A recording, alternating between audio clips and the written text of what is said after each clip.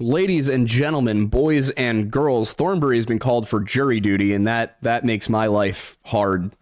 So if you'd like to express your displeasure, I don't know, just tweet general anti-government things and then put like Aiden Thornbury as the signature. Considering I'm generally anti-establishment, it's not against the grain for me. Yeah, just the more absurd you can make his alleged statement, the better. I once heard this man say that the government would be better if it were run entirely by left-handed goblins, because at least that way, you know that they were intentionally shortchanging you on everything. Not gonna lie, the left-handed bit kind of really threw me for a loop about where exactly. You want them to think about it. You want to be like, what's that a dog whistle for? Fair enough. Like, just fair enough. Yeah, I don't know. I told him to just walk in there and say that he thinks cops never get it wrong. I'd love to be a good, upstanding member of society, but unfortunately, I need you. You have to be here.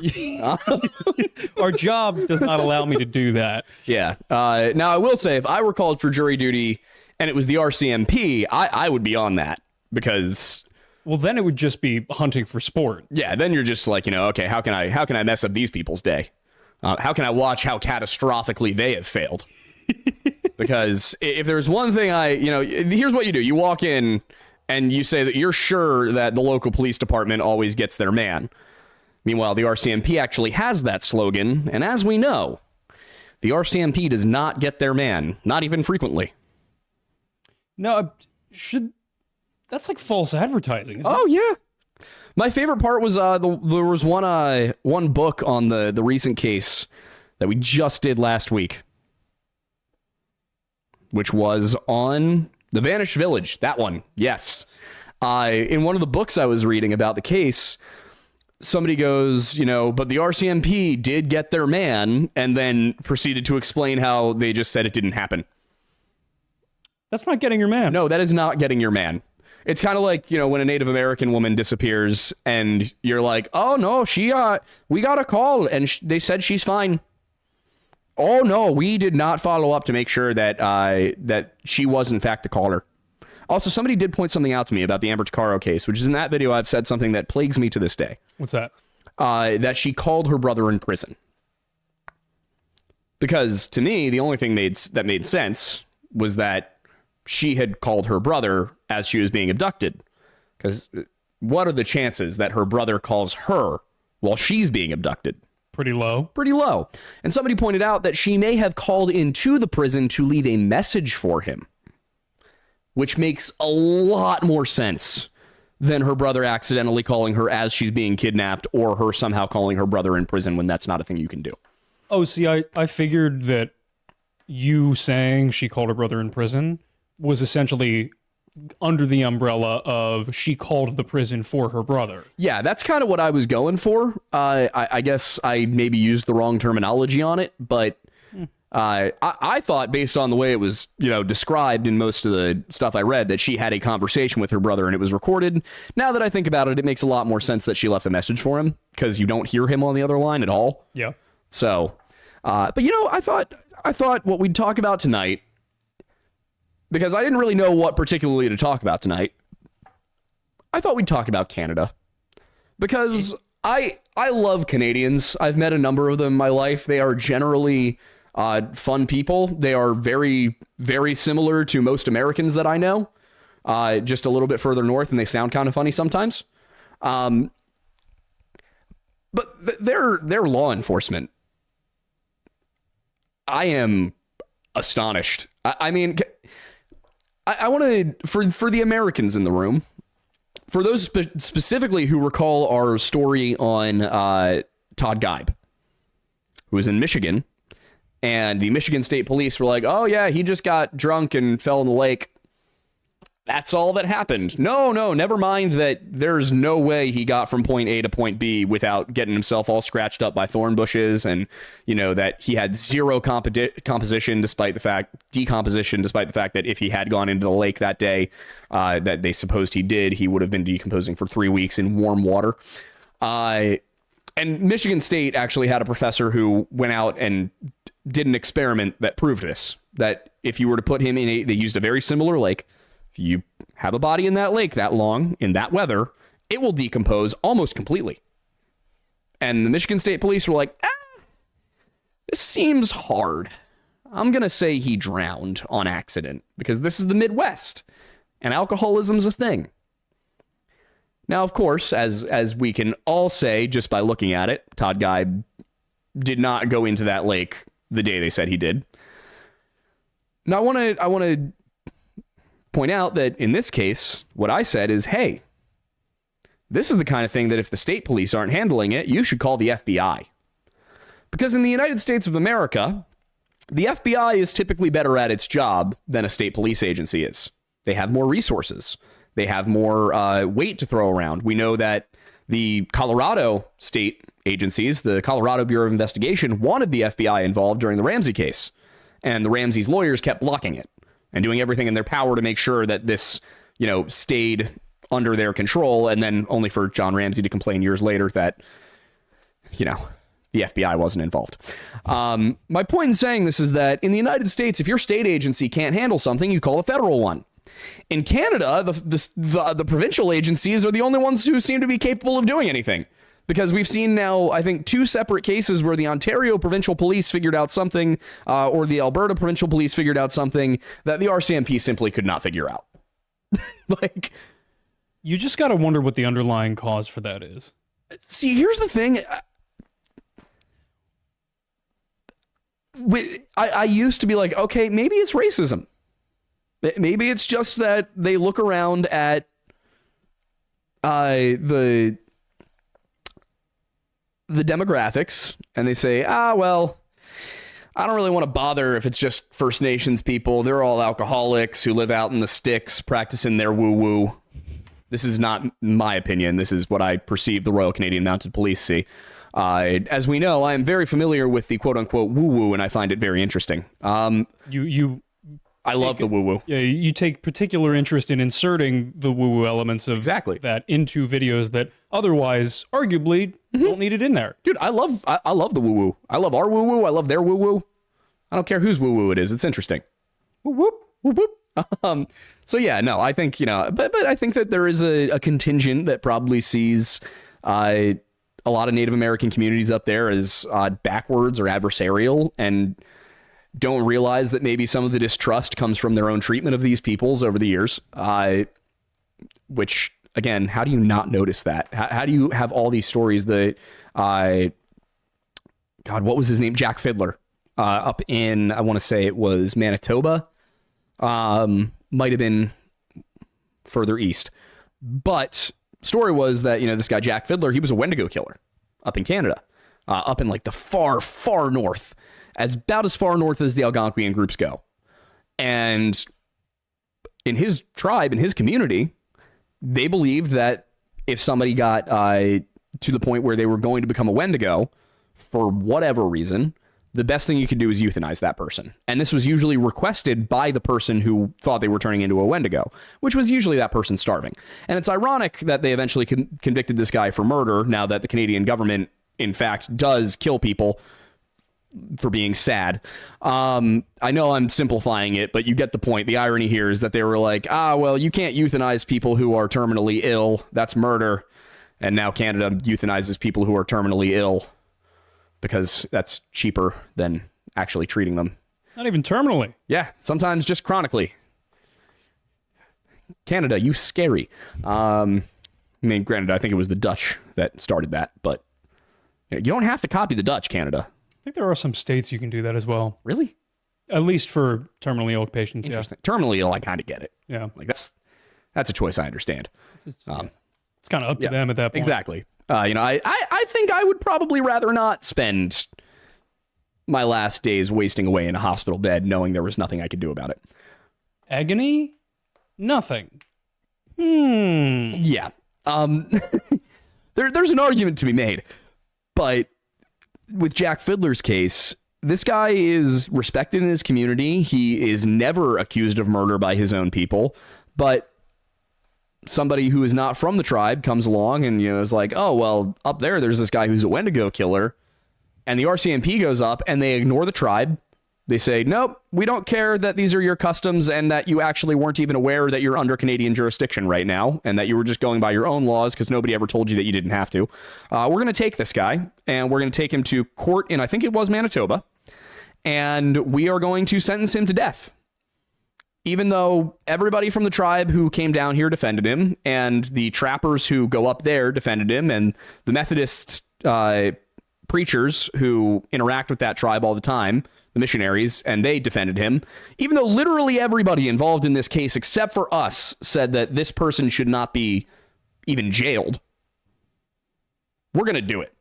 Jack actually ended up taking his own life before he could be murdered by the state, but his brother unfortunately died of tuberculosis in prison before his appeal finished. So I understand why the native communities are not particularly willing to work with the RCMP. In the story from the Vanished Village, what we get is that the RCMP went around and asked about these things, but none of the Inuit would speak up. And they're like, well, if the Inuit would just talk. Meanwhile, you're like, I understand why they didn't. What if this was something similar to the Jack Fiddler situation, which happened 30 years earlier? And they were like, well, I don't really want to take the risk about telling you what really happened to that village because you might find some way to blame it on me. Also, even just from like a more casual perspective in a non-criminal case scenario, imagine being in a position where you grew up in an area, your family has grown up in that area, your ancestors have, another group of people comes in, takes over, and then is just adamantly inquisitive in a borderline, sometimes overtly antagonistic way about you, your culture, your people. And they will not take no for an answer. Like, yeah, at a certain point, you're going to just kind of shut down and be like, I don't owe you anything. Yep. And I think with the Vanished Village situation, if it is a true story, I wouldn't be surprised if that was the case. Another thing that was suggested is that it was forced relocation by the RCMP, which, I'll be honest, I don't necessarily see what the point would have been. One thing that I thought was very interesting was that in 1948, a group of people came across a cairn at Lake Anjikuni, where the Vanished Village was, and they were like, interesting. This is, probably from the Franklin expedition. Meanwhile, Joe LaBelle, if his story is true, he said he found a cairn there. And he said it was of Eskimo construction, so Inuit. Just going back to that, at the time, the term was Eskimo. That has fallen out of favor and is now considered derogatory. But in the historical context, that was the terminology being used. What they meant was Inuit. So he thought it was of Inuit construction. The people in 1948 thought it was of Anglo-Saxon construction, basically. From European Canadians. They also described it as being not far from a important trade route between Inuit and Canadian. So from the northern Inuit villages down towards places like Churchill, which would put this village in a very reasonable spot if you are along that corridor. Now, why would the RCMP want those people out of there? It's hard to say for certain. Could have been a control issue. Could have been that, they were, trading illegally or something. But it does raise an interesting question of, you look at the situation, why would they leave behind rifles, dogs, things like this? If they were fleeing on their own, they wouldn't. They would take their rifles and they would definitely take their sled dogs. I don't think people, and this is not me trying to be a rude about it, but when you actually go and you study the history of these groups, especially the Inuit, the dogs are a symbiotic organism going back to the Siberian days. Like before the Inuit came across the Bering Strait, those dogs were part of their community. It has been that way for thousands and thousands of years. Sled dogs are part of life. They are life-sustaining in many ways. They keep you warm at night. They help you pull your cargo. I just saw a video recently of an Alaskan Husky pulling, I think it was 600 pounds on its own. Wow. Yeah. Ella would never do that. Ella would be like, why do you want me to do this? I refuse. Archie would sit on the sled. Ella may be a husky, but she's not a sled dog. No, she is not. But if you were in a situation where there were a bunch of Mounties coming in and going, oh, you got to get out of here, eh? And that would be the one time they wouldn't say sorry. Then you can see them leaving behind the dogs because they don't have a choice. And if the dogs don't know where they went, they can't track them. They can't go follow them. So you can see how that might turn into leaving behind the dogs and your homes and everything and then eventually it being demolished by the authorities because they don't want it there anymore. So I think that if there was a village up there, I think that what makes the most sense is that it was purposefully removed, which then explains why the Canadians kept no record of it. When I say the Canadians, I mean the Canadian government. I don't think that this is at all something that the average Canadian individual approves of. And that's why I made sure at the beginning of the show to be like, I like our Canadian friends. Like 5% of our audience is Canadian. So this is not at all a dig at Canadian people. It is observing a situation with the authorities that actually was a hot button issue like 5 years ago. I'm sure you remember that they were the documentaries about, there were mass graves and then there weren't mass graves. And then it was like, okay, well, there weren't mass graves, but they were treated horribly. And it's like, okay, we got to the truth eventually there. They weren't mass murdering people, but people did die. Yeah, they took the scenic route to get it, but yeah. Yeah, it's like I understand how we got here, but maybe we should slow down and get the facts straight, because if you don't, it turns into a big mudslinging fit between two different political extremes. It's like, okay, the fact of the matter here was actually, it was tragic. It just wasn't mass murder. Wow, people getting their facts wrong leading to a game of telephone. Crazy. That then leads to like extreme political division. Yep. That doesn't sound familiar at all. I hate it. I hate the world that we live in. It's great. But no, so with Andrew Cooney, there's and somebody even commented on the post, and they were like, oh, well, they weren't like, oh, well, they were disappointed with us. They were upset. Somebody said they even unsubscribed because this video was taking something that's been proven not to have happened and, strung people along pretending that it could have. Meanwhile, I'm sitting here like, absolutely nobody proved this didn't happen. A federal police agency saying, no, it didn't happen, knowing nobody can prove them wrong, is not proof of anything. No, that's about the least trustworthy source you could have. I would trust gas station sushi more than that.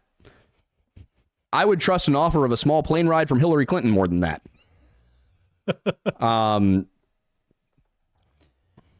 So I don't see the RCMP denying it as any form of proof that it didn't happen. What I do find interesting, though, is you look at the way they handled the Amber Tuccaro case, which, by the way, was in 2008. Might have been 2010, actually.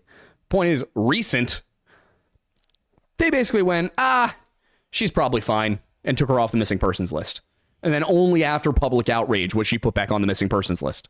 We have this case, 1930. Hey, I found a weird abandoned village out there, and maybe somebody should go check it out. See what happened up there. The RCMP is like, we definitely did not investigate that. That didn't even happen. No, nobody came and reported that. What are you talking about? Now, when we shift the demographic a little bit, and what I was going to say earlier is they don't really try very hard no matter whether you're native or not. That's kind of what I was going with, is like, I used to think that it was, they just, they're just racist about it. No, they're lazy. They're always lazy. They're just even more lazy when it comes to natives.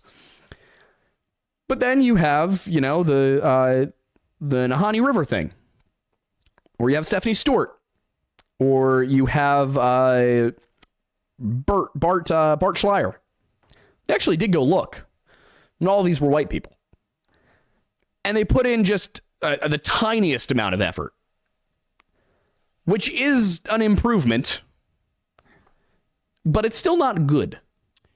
Might there also be an element similar to the Boulder police and DA and mayor in the 90s, where they just want to save face and keep the numbers of bad incidents happening at a low level? I think so, because, it's a lot harder to explain unsolved murders up in Nahanni than it's a lot easier to just be like, they got cold and bears ate them. Horrible. It's a lot easier to say that than go, somebody's murdering prospectors. Yeah. Which like they proved somebody was murdering prospectors. Some of them were found with bullet holes. That's the thing, is like there are times where people do just get cold and then get eaten. Yeah. But there are also these weird times where it almost certainly was not that. Exactly. And I think the issue is, and I don't blame them, because some of these cases, like Bart Schleyer, if he was murdered, that's unsolvable. Oh, yeah. You're never figuring out who did that. For context, for people who haven't seen Bart Schleyer's video, who was he? Why would that be so weird? So Bart Schleyer was an American. He was a wilderness expert. He had a master's degree in wilderness conservation. And he had worked in like Yellowstone, tagging grizzly bears. He worked in Siberia, tagging Siberian tigers. This guy knew his stuff. And he was looking for a challenge. This is a guy who just, like, one time he went hunting grizzly bears on Kodiak for just so he could. Now, granted, this was a conservation issue because they will overpopulate on Kodiak Island and then they will all starve to death. And for context, everybody, the grizzly bears on Kodiak Island of Alaska are the largest grizzly bears on the planet. I believe so, yes. Yep.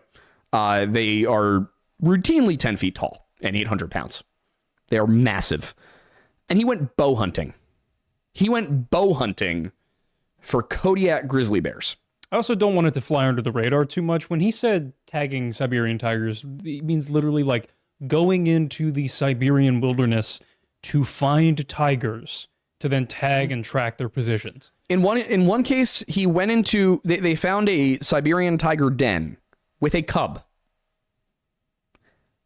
And everyone was like, oh... this would be an awesome research opportunity. We could tag a cub and see what Siberian tiger movements are like when they're from the time they're infants. This is huge. The only problem being nobody wanted to risk their life going into the Siberian tiger den, even when the mother was not there.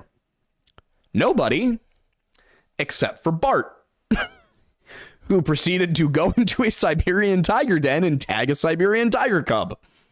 Now, to be clear, he wasn't like, just sneaking up behind Siberian tigers and popping a clip on their ear and going, haha, I gotcha. They would tranquilize them first. But still, one of the most dangerous jobs you could possibly have, and he was an expert at it. He was him. He was him. So later on, he's like, I'm going to go, I think he was moose hunting up in Reed Lakes in the Yukon. He took supplies for 2 weeks, set up his camp. And it looks like, from what they found there after he disappeared, it looked like he had maybe one meal that he didn't cook, hadn't started a fire. All of his supplies were still in their containers and everything. And his little raft was gone.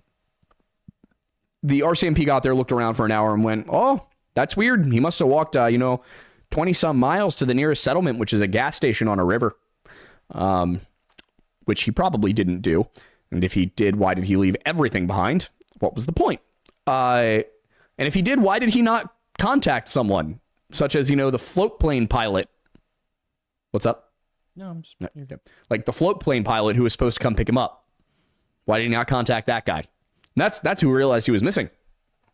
Got there and he's like, Bart's not here. That's weird. I should call someone. So, of course, Bart's friends have to actually show up and find his belongings and then go, hey guys, something happened here. Can you investigate?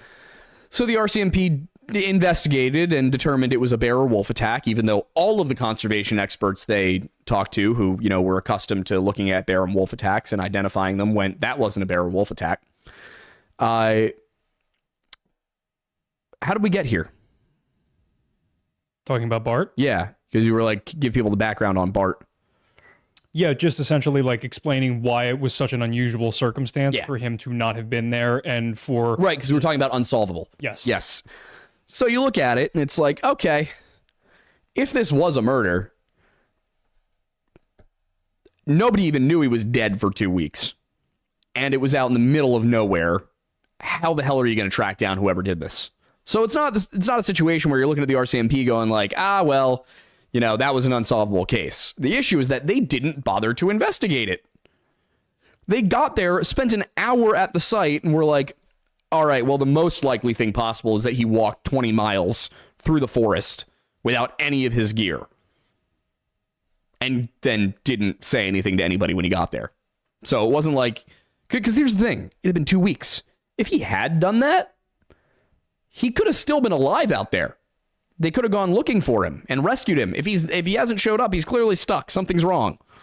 And they didn't bother looking. So, you know, it's not a race issue because he was white. No, he was American, you know? Okay, all right, well, he's American. So, you know, maybe that's it. They just don't care about if it's not if it's a foreigner or if it's a native, whatever. And then you look at Stephanie Stewart, who was Canadian, who was a government worker, who was well known to people in the nearby town and had like 2 ways in or out of where she lived, one of which was extensive back roads. And if they did investigate, they made nothing about it public. In fact, they kept some of the evidence that it was murder out of anybody's awareness for like 10 years. I mean, you don't see, there's these details that come up in later reports that are from RCMP press releases and press statements where they're like, oh yeah, we found a pot of simmering water on her stove and a splash of blood on the front step. And you're like, well, that wasn't in any of the contemporary reports. Why did you not tell people that? Why are you not sharing these details? Why are you just letting us kind of pretend that this is, maybe she just wandered off? Like, no, that was definitely a homicide. Those 2 things tell you this was a homicide, and a violent one at that. That's something that's important for locals to know. Why not tell them? And I think I do wonder if part of it has to do with Canada having this squeaky clean image as a place where everyone's friendly and nothing bad ever happens. I think it's partially that also because, like, there is the argument of, well, for an ongoing investigation, it may be bad for us to release certain elements of the information, yada, yada, yada. But at the same time, like, if you're 5-10 years down the line on a case, let alone longer, yeah, and it is essentially cold, there may be some marginal benefit of keeping everything secretive to yourself, just in case something comes along. But I feel like at that point, it may be beneficial to start spreading the information around to allow people who have a little more free time to get a crack at it. Now, granted, that might take some of your thunder away, but at the same time, it might bring closure to the families and, you know, provide a solution to essentially the entire reason that law enforcement and investigative practices exist. I think we've said it so many times at this point. I understand that police have this belief that the public can't help, it can only harm. It's not really the case. There have now been a few different cases out there that have been moved along by social media. One recently that just got a Netflix series. Yeah. Gabby Petito. And I think this is a good time to mention, a lot of you are probably expecting that we're going to do another video on Gabby Petito. And we were actually going to do another video on Gabby Petito. But I had a conversation with her mother last week, basically saying, hey, you know, I was going to watch the documentary. Mind if I ask you some questions? We just got to talking. I was like, she had mentioned how the documentary was mostly focused on domestic violence and Gabby and all of that. And it didn't really go deeply into the perpetrators. And she said that she thinks that documentary should be made. And I said, well, if we were to make it, would you be willing to, you know, answer some questions, contribute a little bit? And she seemed hesitant. And I asked a few further questions and I was like, would you prefer we just don't touch it? You know, do you just want some space to grieve? And she said yes. So out of respect for the family, we're going to hold off on doing anything on Gabby for a while. If down the line her family is okay with us doing that, we're going to do so. Obviously, we'd love to help get some justice here, because whether or not Brian Laundrie is alive, Roberta Laundrie needs to go to prison. I mean, that's just writing her son a letter basically saying, kill your girlfriend, I'll help you bury the body. That's unforgivable, especially now that this girl is dead. So, I mean, The fact that she somehow escaped all of this unscathed is a horrible miscarriage of justice. But as much as I would love to dive into it, I am going to respect the family's wishes and not do that, because very simply put, it's the right thing to do. You shouldn't you shouldn't dig stuff up against the express wishes of somebody's family. Now, we will continue to, year after year, present the World's Scummiest Lawyer Award to Stephen Bertolino. He will continue getting that. He might co-receive it with some of the Ramsey lawyers, but I think he is going to continue to receive that award in perpetuity. And when he dies, I do in fact plan to take out an ad in the local paper to where he lived and present it to him post, what's the term again? Posthumously. Yeah. So that, it's forever memorialized. Because, oh my God, what a bad person you have to be to defend that family.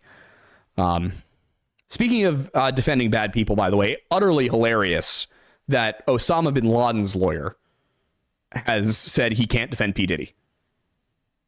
That's hilarious. First of all, the fact that you had to go get Osama bin Laden's lawyer in the first place is really funny. The fact that the guy who defended 9/11 will not defend the freak off. That's pretty nuts. How bad does the situation have to be? It has to be unwinnable. I'm kind of excited for the conclusion of that whole saga, because that documentary is going to be great. Oh my God. I'm excited for the 50 Cent one. Yeah, that'll be good. Did he do it? Yeah. That's amazing. If that's a real rumor, I am so ready. You know what else was a great documentary series that came out not too long ago that also is involving a defendant with the name O? The O.J. Simpson one? Surprisingly, very informative, very interesting. Didn't know that he actually was convicted in the civil suit afterward. Also didn't know that he did, in fact, confess to his agent. He did? Oh, yeah. His agent in the documentary, spoiler warning, was like, yeah, after the criminal trial, I was sitting alone with OJ next to the pool, and we were just talking, and it was really awkward. And OJ asked, like, whether or not he thought he did it. Mm-hmm. And the agent was like, I've represented this guy for like 20 or 30 years. Do I like fake it? Mm-hmm. Or do I just say what I think? And he said, he was like, honestly, OJ, I thought you were guilty the whole time. And OJ looked at him and apparently said, if she hadn't opened the door with a knife, she'd still be alive. Oh. Oh.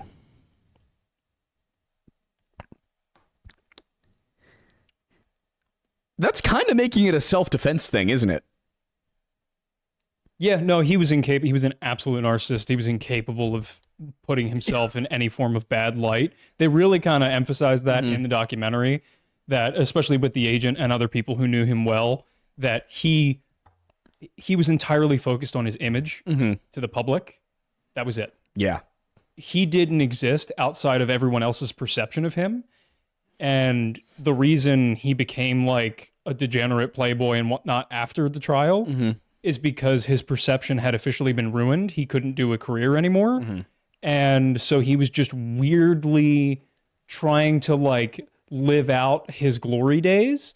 And the whole reason he got arrested and went to prison was because he was taking back memorabilia that was like owned by someone else at that point and being sold on market of like signed things of his and whatever. And he was like borderline delusional that it still belonged to him and that he was retrieving stolen property. And it was kind of ironic that it was all stuff of his that was like of his golden era. He was just trying to cling to who he used to be. Right. But yeah, at least he got 30 years for that because it was like borderline armed robbery. Yeah, weird scenario. He's dead now. Yeah, he is dead now. Yeah. For those who might be on on the younger side, and I realize the irony of us saying this, given this all happened before we were born. Yeah. But for those who may be on the younger side, this would kind of be like if who's a good, recently out of the NFL running back, Le'Veon Bell. This would be like if Le'Veon Bell murdered his wife and then got away with it. This would be like if Saquon Barkley or like Tom Brady that's a good point. Murdered his wife. And got away with it. That's the thing, is because like part of the thing that I didn't even realize until watching the documentary. That's why I was going with somebody who's like out of the NFL now. Because is he was like becoming a movie star. Like he was like in a lot of films. He was in commercials all over the place. Like he was more than just a football player at that point. He had become like a B or A-list celebrity. Yeah. Also, the fact that there was a O.J. Simpson chase reference in, I think, Shrek 3 is utterly insane. Yeah. So when he becomes a human and Donkey becomes a white stallion and they're like, he's being chased on a white Bronco or something. There's a bunch of knights behind him. So good. The Shrek series really deserves a place in some kind of Hall of Fame. Although not whatever the hell that new thing that they're putting out is. Have you seen it? Ask if you had seen that. Yeah. Jail.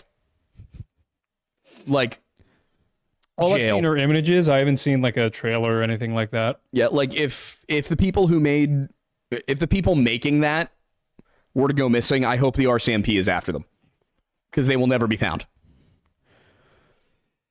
Other than the new character design, what's so bad about it? The new character design. Okay, so I haven't seen anything else. Okay, got it. Like, literally nothing else. Just what you didn't need to change anything. The 2001 movie holds up. They Pixarified them. Yeah, you don't need to do that. Like, don't give me back Shrek.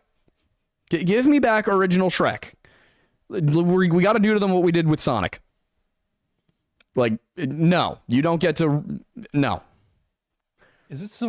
That character does not belong to you. That character belongs to us. We walked out of my graduation to All-Star by Smash Mouth. Shrek belongs to me. Realistically, Shrek belongs most to the graduating class of Conestoga High School 2016. I want to know how much money in residuals Smash Mouth got. Oh, God. All-Star because of Shrek. It's got to be insane. Yeah. Well, because they also did a cover of a Monkees song for that movie. Yeah, I'm a believer. Yeah. Crazy how Smash Mouth just like had 2 hits and then disappeared. I mean, they had a few more, just nobody remembers any of the stuff that wasn't Shrek related. Oh, dude, their whole album. Walking on the Sun. Yeah. Was a good song. That whole album, what was it called? I remember the front of the album. I remember the cover art. Yeah. Like in the convertible in space. Yeah, like Astro something, I think. Oh, I think it might have been like Astro Lounge. Yeah. Yeah. That sounds right. Yeah. Great. Watch it not be. Great album. I know. It is now. Yeah. The early 2000s were such a good period for entertainment. Such a just a wild time overall. Oh, I mean, my buddy Brian sent me a like promotional spot for Supernatural from back then. Oh God, dude, it's hilarious. Oh, I'm sure it is. It looks like a Drake and Josh promotional spot on Nickelodeon. The vibe just is not even remotely for the show. I will say it's getting to me lately, going back and watching like early Supernatural, early Criminal Minds, early House. And the shows are starting to show their age. Oh, yeah. No, you want to know... And here's, like, I rewatch those shows, like, once a year. Yeah. Usually just while I'm playing video games, just got it up on the side or whatever. And this is the first time, and I think it's because it's about 20 years now, this is the first time I've sat there and watched House and been like, oh, that's this... Like, it's more than just the tube monitors and the flip phones. It looks old. I will say the first season. I'm on season 3. Right. So am I. Yeah. Oh, weird. I don't think it looks that old. It's not like it looks. It's not like watching a 60s movie. Yeah. But it's not like watching something that came out this year. Right, yeah, because it's clearly in a studio. There's more filters. It's fuzzier. House isn't quite as bad, but there's a lot more set camera angles. Yeah. Like, it's not as modern. Yeah, that's fair. Like, if you sit down to watch, I'm trying to think of a good comparison. I guess, like, I hate to say this, but like Chicago EMS or whatever it is, one of those shows, like 911. Like, those shows look worse, but House looks old. That's fair. Yeah. That's fair. It is funny though. I was watching an episode recently. I think it was literally last night when we were finishing doing some unpacking stuff where I noticed because of the way they used to do the studio lighting, because the way, for those of you who are not familiar, House was made at a time where each season had 23 episodes a season. And back when they used to have one or two characters change their haircut every season, so you knew which season it was. Exactly. That was a thing that happened. That was indeed. And what they used to do in those shows is the production process was much more streamlined. They didn't shoot it like a movie. Like shooting a television show actually had a different production process. I mean, it's still technically different to an extent. It's gotten more movie-fied in the streaming era. That's the thing. Yeah, shows now look a lot more like movies than they do television used to. But one of the things they used to do is they used to focus a lot more on sets. You're seeing a lot more location shooting and things like that nowadays, but back then on sets, especially large sets like House had, a lot of the lighting was overhead studio lights. And when you're working on a big set with a lot of different glass panels like they have on House, and you need lighting fast, efficiently, and in ways that are not going to interrupt the flow of the actors' performances, there's a really interesting technique that they do, which is really fun to watch when you notice it. If you ever see anybody sitting at a desk on that show and there's paper in front of them, you're going to notice that paper's really bright. Yeah. Because they're shooting a light from directly above it down on the paper to use as a bounce to illuminate the actors from below, because it's the only way they can get a light source close enough that it's not going to require readjustment of lights between shots, and it's not going to require like a bunch of different extra steps. They can just kind of like flow through it. But it's amazing how many times where like he walks into Cuddy's office and the paper beneath her is like shining, and you know, in his office, stuff like that. But yeah, it's really interesting to see how production of television and movies have changed over the course of time. Sorry, I realize I just nerded out there. You're fine. No. Yeah. Also, the fact that hospital like set is basically just one figure eight. Yeah. And that every time you see them walking around, they're literally just like making the same 4 turns every time. Yep. Hilarious. Anyway, we were talking about Canada. We were. This is what you get when there's ADD on the show. I didn't take my meds today. I should have done that. Should have remembered. Probably would have gotten more done, but I also had to go to the eye doctor. So it happens. How'd that go? I am a candidate for LASIK. I'm just terrified of dry eyes. That's fair. Yeah. Apparently it's very rare, especially with people our age. Like it's apparently more of a risk as you age. That makes sense. Men in their 20s are not commonly those people. Also, what one of the doctors, one of the staff said was, I'd said, yeah, I mean, probably, you know, there's a lot of those people are probably going to doctors who aren't as well regarded and experienced. And the person told me, yeah, if there's a Groupon for your surgery, you probably shouldn't take it. I was like, you know what? It's great advice, actually. Yeah. Really quickly, before we go back into Canada, specifically, I think transitioning to Nahanni. I'm glad you figured where I was going there. Yeah. There's a reason this works. Yeah. Talking about shows that have very clearly aged, that are only about 20 years old. Have you ever watched Boston Legal? No. So imagine House, but in a law firm instead of a hospital. Okay. And there is way, like, you know how inappropriate House is? Yeah. Yeah. Multiply that by about 10. Oh, wow. And that is, that's William Shatner. Oh, no. And James Spader. Oh, no. Oh, yeah. Oh, yes. Oh, yes. I might have to watch this show now. It is hilarious. It is shocking just how much it could not have been made today. Oh, yeah, I'm sure. You couldn't make House today. You couldn't make The Good Doctor today. And I'm pretty sure they're still making The Good Doctor. I am a surgeon. I'm like, dude, that is not how autistic people are. No, autistic people are like House. Yeah, that was, yeah. And early in like season 3, there's an episode where they're like implying House has Asperger's. Yeah. And then Wilson's like, you're not autistic. And I'm sitting there, I'm like, no, he's 100% autistic. Like, that was my favorite bit, is the whole episode they're teasing that, and then Wilson's just like, you're not, you're an ass. Meanwhile, it's like, no, he's autistic. that man is on the spectrum. Also, like, little tangent, I understand why we're not keen on the term Asperger's anymore. We're not? No, because Asperger was a Nazi. But at the same time, I feel like that was a meaningful distinction. You know what? Valid. Yeah, because like you say oh, he has autism. That could mean so very many things. You say, oh, he has Asperger's. Somebody knows exactly what you mean. Yeah. So, I mean, maybe we could just replace the term, I feel like, with something else. Yeah, I mean, maybe something cool. Lou Gehrig's disease has like an actual technical term. Yeah, ALS. Yeah. Well, we can't call autism Lou Gehrig's disease. That one's taken. Correct. Yes. What if we call it Gehrig-Lou's disease? I don't think that's a good plan.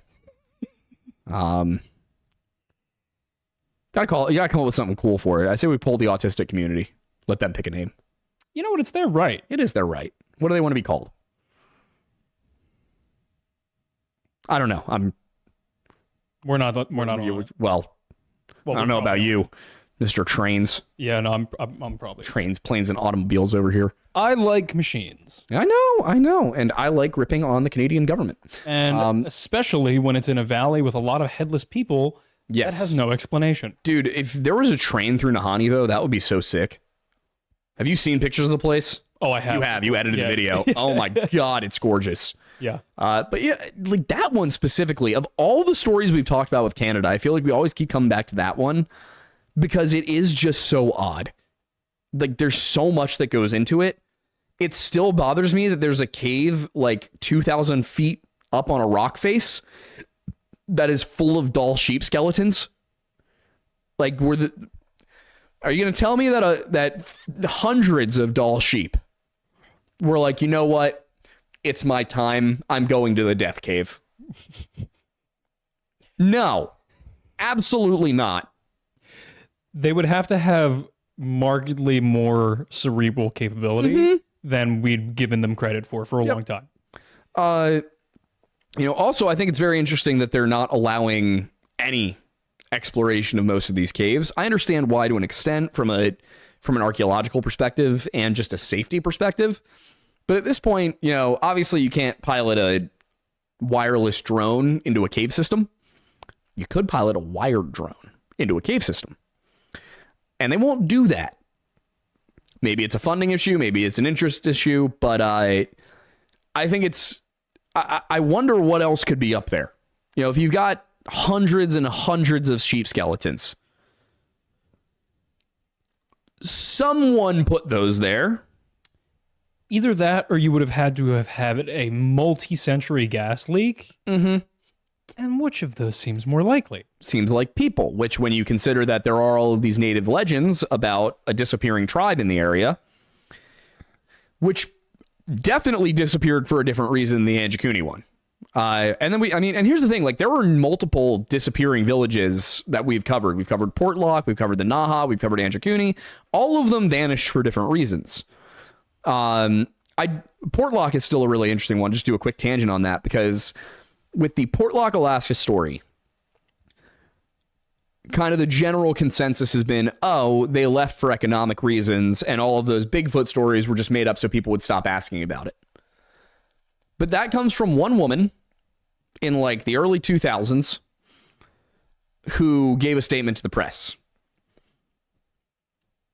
But then there's accounts going back longer from other sources about that village before she started telling these stories to anybody. There are people who talk back in the 70s. They're recording things. And they all say that there was something out there. And I'm not saying that it was Bigfoot. Just, I think that the Portlock story has kind of been written off a little too easily as, oh, it was just, there was no economic opportunity in the town, so they left. There's too many weird stories for it to just be that. Also, there's too many towns in America where economic opportunity has almost entirely left, where the people have remained. Yeah, Centralia, dude. They had to force them to leave. Yeah. There's also another one in Pennsylvania that I wanted to go take a tour of. Yellow something. It's like... Yellow Springs? Yellow Springs, maybe? It's one of like the two abandoned towns. like known abandoned towns in Pennsylvania, where it was just economic stuff. People just up and left, but it looks creepy as hell because it was abandoned in the 80s. Like it started in, I think, the 50s, but the last people left in the 80s, and they left furniture behind and things like that. So it's like, it looks too recent. It's very eerie because of how recent everything looks. That would be a great place to shoot an apocalyptic film. Oh, yeah. Also, thing I realized in the car while I was listening to Simple Plan's first album the other day. That album came out in 2001. It is as old to us now as 80s music was when that album came out. In fact, it's as old now as music that came out in 1976 was. Feel old yet? When we're Just a little bit. When we're old, like 70-ish, Queen will be 100 years old. That's insane. Yeah. Yeah, that'll mess with your head, won't it? You know what's so interesting, though? I think that music will persist much longer than music that is now 100 years old. Oh, yeah, definitely.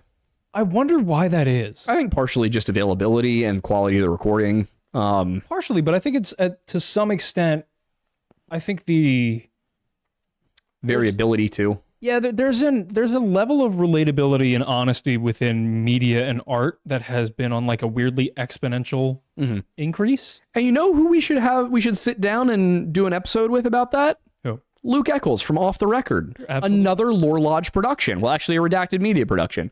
If you haven't checked out Off the Record, the first episode features me. So go check it out. But that would be a good episode for his show too. Yeah, it would. Just sit down and talk about why music from the 70s is so much easier to listen to than music from the 40s. Because there is still stuff from the 40s, but it's like, how many names can you remember compared to how many names you can remember from the 70s? Exactly. And most of the music from Sinatra, Martin, Frankie Valli. That's the thing, that the most like heartfelt music from back then were all love songs. Yeah. You didn't really get a lot of negative protest music wasn't a thing. Yeah. Punk wasn't a thing. No, God no. Yeah. R&B wasn't a thing. Rap wasn't a thing. There's just more music now. Yeah, no, more kinds of music. The closest you had to rap, R&B, and stuff like that was the blues, which was the godfather of the vast majority of music. Basically today. all American music. Yeah. Shout out blues. What a genre. The original African American community that started that really doesn't get the recognition that it deserves. Oh my God, no! Except for Keith Richards, he consistently gives them the recognition they deserve, which is great. I love it. But yeah, going back to the stuff with Canada and with disappearing villages, Nahanni, I feel like Nahanni just wraps everything up in a bow. You have disappearing tribe, Native Americans telling stories of pale-faced demons wandering about in the night. You have miners that go missing, prospectors dying, the RCMP failing to actually properly investigate any of it and going, yeah. Well, he died reaching for a rifle, so probably was just hungry. It is one of the strangest places I think I've ever looked into. And I was thinking, like there's all these stories about like there being tropical valleys up there. And I used to think, oh, that's ridiculous. That far north in Canada, tropical valley. Then I got to thinking about it. And when we were up in Alaska, we were 1,500 feet up on a mountain in Alaska. And there were ferns everywhere and streams. And, it was cold. It was August, but it looked very lush. And you can see how somebody who spent their entire life in parts of Canada that don't look like that might come across an area that has ferns growing and streams and flowers and is warmer by comparison and going, oh, this is a weird tropical valley. And then other people get up there at different times of the year and they're like, no, it isn't. There's nothing here because they're just there at the wrong time. So you get this sort of story of ethereal place that you can only that only some people have seen, that other people think doesn't even exist, and it could just be changing seasons. I mean, one of the other things that I thought was really interesting is in 1947, I never really got to this part in the video we did on Nahanni most recently, but in 1947, they sent some RCMP people out there, and they were like, oh yeah, there's no tropical valley, there's no weird stuff going on. What are you talking about? There's nothing here. Which leads me to believe that there is in fact something there, because I will eat my hat the day the RCMP says something completely honest. But what I've gotten more and more interested in with that story, the one thing that we haven't really gotten a chance to cover in depth, is the disappearing village. Because at first you hear it described, there's a lot of people who are like, oh, well, you know, they got there and the fires were still going and there were skins hanging out to dry and it looked like the people had just left. You go and you look at the actual accounts and it's like, you know, they got together a war party and when they got there, nobody was there. And it seemed like they had been gone a little while. And then you look at stories like the Navajo, who show up out of nowhere in the American Southwest sometime between 13 and 1400. And I just wonder, do those two stories connect? And how much of this is storytelling? How much of this is memory? And what else are we missing? You know, I think with the Native Americans, the First Nations people of Canada, even down to the Aztecs and the Mayans, we have spent such a long time teaching people what happened after we got here. And I think a lot of time has been spent on apologizing for what happened after we got here. And in many cases, that's fair. There were a lot of conflicts that we started. There were a lot of conflicts they started. There were a lot of conflicts they had with each other that we joined in on, and a lot of conflicts we had with each other that they joined in on. It is an incredibly complicated period of history where a ton of different stuff was going on. And nobody's been asking the question, well, what happened right before that? And if you look at Canada, I think the question is broader. I think the question is, what the hell happened a long time before that? Because the Inuit come in, I think it was around 4000 BC, if I'm not mistaken. Might have been 4,000 years ago. Might just be mixing this up. But the Inuit come in, and they are the last group to arrive. The Dene are there. The Algonquian are there. And when you look at the stories they have, there are a lot of weird similarities between things like the Wachugay and the Wendigo. There are some legends they have about times even before that. There are stories of giant cannibals from the Dene, the Algonquian, and then also the Paiute, who are just south of those groups. And then they have certain mythologies that line up with one another and certain mythologies which don't. So we know that these groups are all, you know, from different times, periods, and places.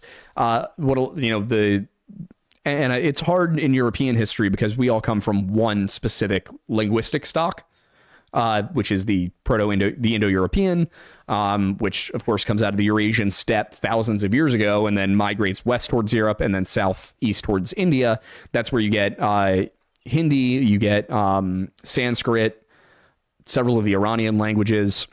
And then out west, that's where Germanic and Celtic and all, well, Celtic, actually, there's a weird discussion going on. But Germanic and Italic and Greek and these different languages, those all come in and those are Indo-European as well. So Europeans, you know, we look at things almost more on a national level. Like, okay, I'm Germanic. Okay, I'm British. Okay, I'm Celtic. You can't do the same thing with North Americans. It's the Dene are the Indo-Europeans, and the Algonquians are the Semitics, and the Paiutes or the Ute are the like the Afro-Asiatic. You know, just these are primary linguistic families, which suggests they all arrived at different times, and that these were not all originally the same people. And then you get these stories from them that show that they had these shared experiences. And in a lot of cases, those shared experiences are supernatural, which I think is just the most fascinating thing. And it happens particularly frequently in Canada. You don't see it as much once you get into United States territory. Of course, back then, the divisions weren't quite the same, but there seem to be a lot more differences in the stories between the Cherokee and the Maidu, for example, than there are between the Algonquians and the Dene. Something up there in Canada, be it the weather, be it the resources available, something led these people to develop stories independently of one another that are very similar. And I don't understand why we're not focusing on those things and going, what was happening here? Especially, and obviously for the vast majority of the world, this is a completely irrelevant topic. But as a historian, I want to know what's there. And this is what bugs me about archaeologists a lot of the time, is that you go, as a historian, you're like, hey, these two things are weird. I think there might be a link there. And the archaeologists go, well, what is it? And we're like, I don't know, dude, find it. Like, I don't have documents. These people didn't write things down. They told a bunch of stories and they have artifacts. That's on you. Go do it. And they're like, well, I mean, what are we looking for? On the one hand, I get it. If I'm like, hey, something weird happened in Canada a while ago, find it. That's not helpful. But at the same time, if I'm able to pin it down to go, hey, this tribe here and this tribe here and this tribe here and this tribe here all have these stories that interlock with one another. Could we maybe see what that's about? And you just get like called a conspiracy theorist. So, I don't know.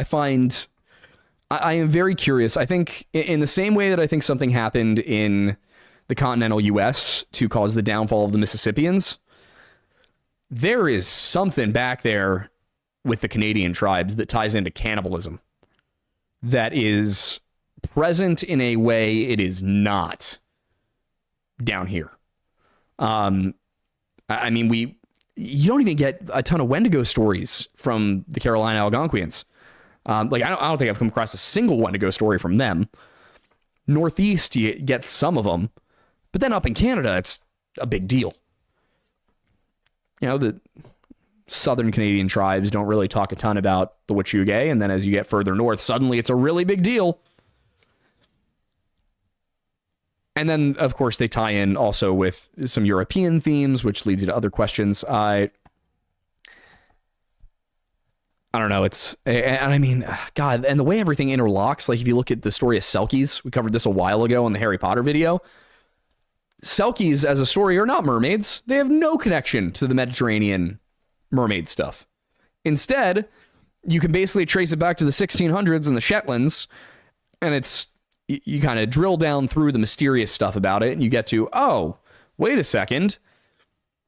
Sealskin on the beach, woman on the beach, sealskin that is taken and hidden from the woman lives there, finds the sealskin and leaves. Boat. Sealskin boat. And then you do a little bit more digging and you find that, there were sightings of Inuit fishermen and fisherwomen near the Shetlands back in the 1600s from Greenland. And this turned into a European folktale. Meanwhile, over in Greenland, they have the story of the Adlets, who are described as half dog. Now, what are they? They come from a union of a woman and a dog. Because she didn't want to marry a man because she didn't want to submit to her father's wishes. I don't remember the full details of the story, but basically she has a litter of, she has some human babies and some dog babies, and litter of the dog babies goes off east and they come back as Europeans, which is probably not the Vikings because the Inuit who told this story weren't in Greenland yet. It's probably the Danes coming back in the 1700s.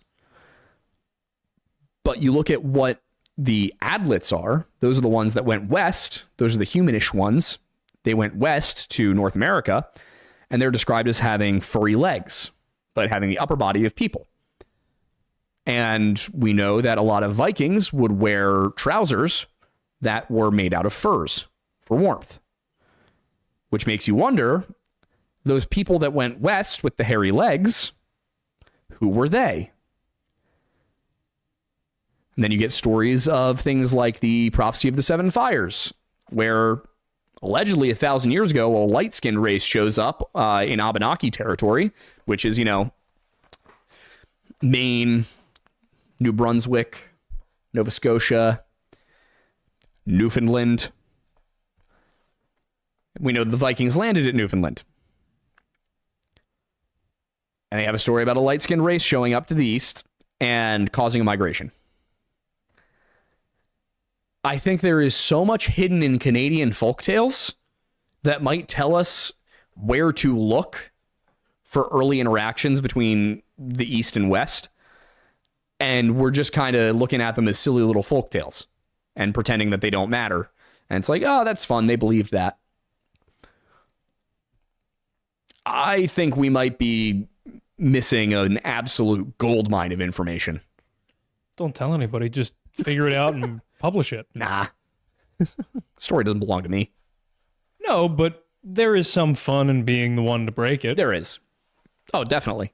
The inner journalist in me is coming out currently because I'm recognizing there are some great stories that could be told. I will say, part of the reason I say that and that I'm like, it's not about me finding it out, it's about it being found out in the first place. Hey, you Oak Island guys, stop. For context, what is this? Oak Island is up there, Nova Scotia area, and there's a weird hole. To give you the gist of it, there's a weird hole, and there's booby traps in the hole. Yeah, hole goes way down there, and they think there's something in the hole. Unfortunately, a private group of people who had connections to the television industry got a hold of this land before any sort of archaeological group could, and they have spent the last 10 years making like 12 seasons of a show about the mystery because they just keep milking it. And nobody can find out what's in the hole because they keep milking the hole. You know what might be in the hole, Aiden? Templar shit. Among other things. Among other things, to be sure. But there are stories from the 1200s, or not really the 1200s, the 1300s about Templars escaping persecution to the west. Because everybody seems, there's this unfortunate, like everybody finds out about Leif Erikson when they're like 11. Happy Leif Erikson Day. Yeah, I found out about it younger because of that. Yep. But everybody finds out that, oh, it wasn't actually Columbus first. It was this Viking guy. And it's not really properly explained that the Europeans knew about that. That wasn't something we lost. They knew about this. Like, it probably would have been common knowledge for the average peasant farming in East Anglia. But if you were at the court of King Henry II, you probably knew about it. If you were at the court of King William I, you probably knew about it. These stories were getting passed around. They were aware that there was some weird land to the west that Greenlanders got to. They were just like, that's really far away, and the Greenlanders didn't find anything worth seeing there, so what's the point, you know? I also think it's very weird, personally, that the Greenland colony, that the Vinland colony didn't succeed. When you look at how long it actually takes to get there from Greenland and what they were describing there, it doesn't make sense that people stayed in Greenland. They should have gone west. Why didn't they? They may have presumed that it was going to be the same or worse. They knew it wasn't at that point. Really? The stories coming out of Vinland were there are trees, there are berries, there is wildlife. This place is beautiful. But there were all stories of conflict with the natives. Thing is, this was 1000 AD. This was still within the peak of the Viking Age. It's weird that they didn't try harder. And I wonder why. But at the same time, you get, these legends later on about, oh, well, there's a land of the West. Also, the Irish have this thing they called High Brazil. Supposedly an island off the western coast of Ireland that appears and disappears randomly. But you wonder, and you also get like the Voyage of Bran and the Voyage of St. Brendan and these stories about going out and finding lands to the west. These come from like before the Vinland expedition. Europeans knew there was land to the west for a long time. When the first Vikings got to Iceland, they found Irish monks there. Oh, yeah. Really? Yeah. So, I mean, they left pretty quick. They did not want to be there with the Vikings. But We knew there were lands to the west for a long time. The natives have stories about us coming from the east for a long time. And we've just kind of ignored this, for lack of a better term. I guess for the majority of the time it's been covered by most historians, the lack of any real consistent or growing colony made it less desirable to cover. And what I wonder, because what makes more sense to me is that they got to Vinland and were like, oh, this would be an awesome staging ground. And then they went west and never came back. Not saying that they formed a civilization, not saying that they became some light-skinned race of Native Americans. They could have all died. But I do wonder, are we missing something? Are we looking in the wrong places? What was there before we were? I think it's a great mystery to investigate. Yeah, I've been trying, but unfortunately, we have so very little time. Piece by piece. I'm still one day when I have some real time, I want to look into the Native American Dark Age hypothesis that I've been brewing. Because I really think that there is something there. Just an entire civilization that in the course of 100 years collapsed. You're talking about the Mississippians. Yeah. Because and part of the issue is we look at it and I think we tend to look at it as being more primitive than it probably was.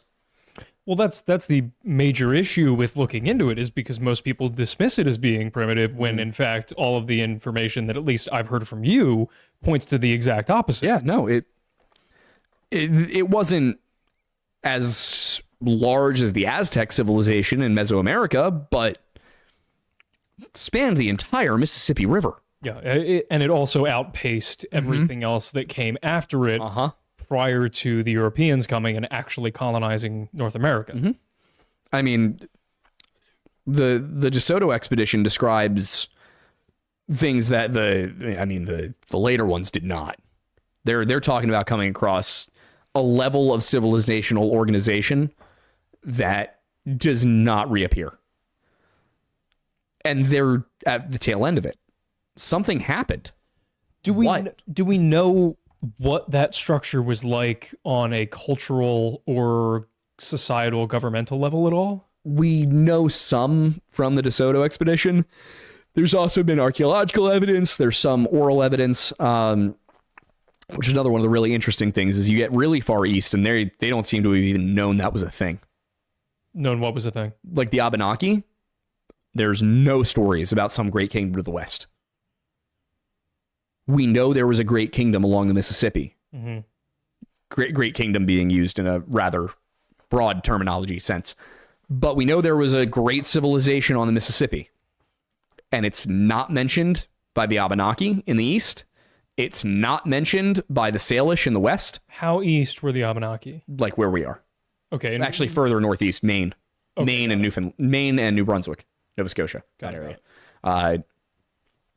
So we don't hear stories about it this far east. We don't hear stories about it on the Pacific coast. And yet it's only 500 years.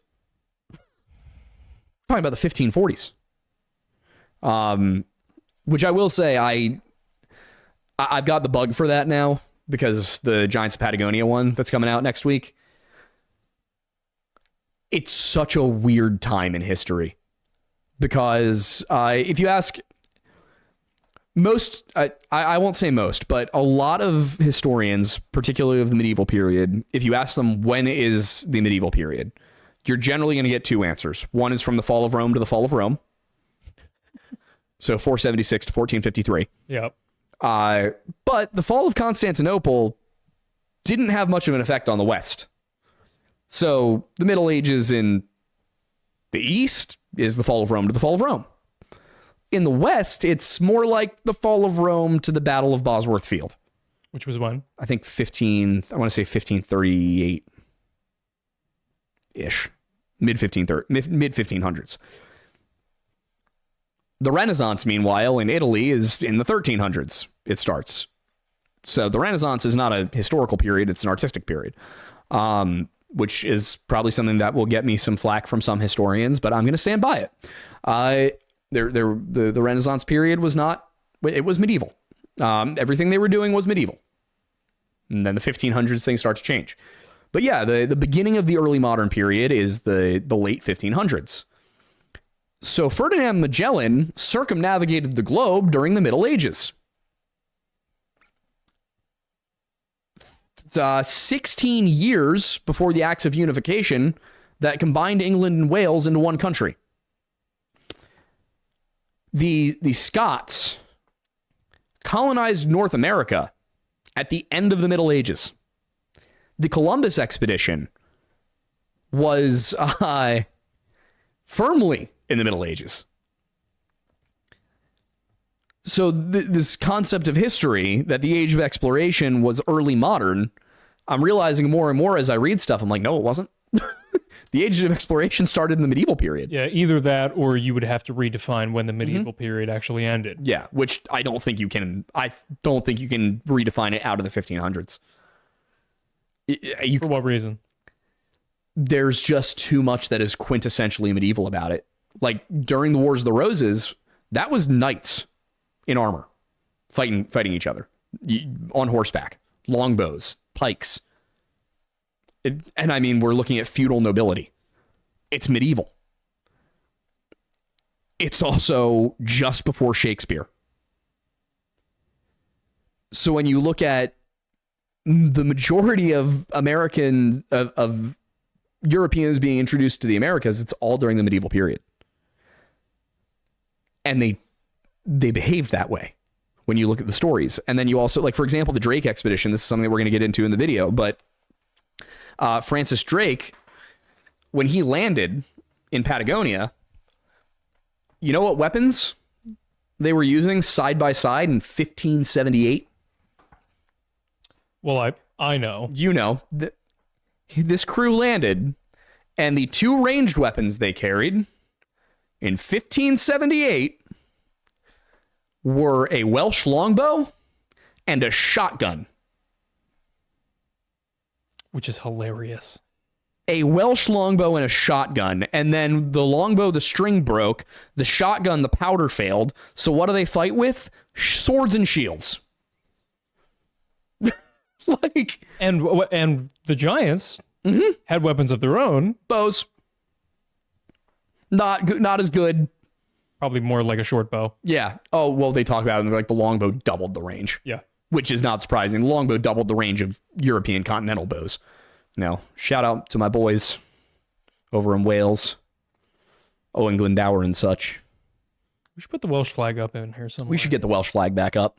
Probably in the studio The studio upstairs is going to have a full, authentic set of medieval kit, by the way.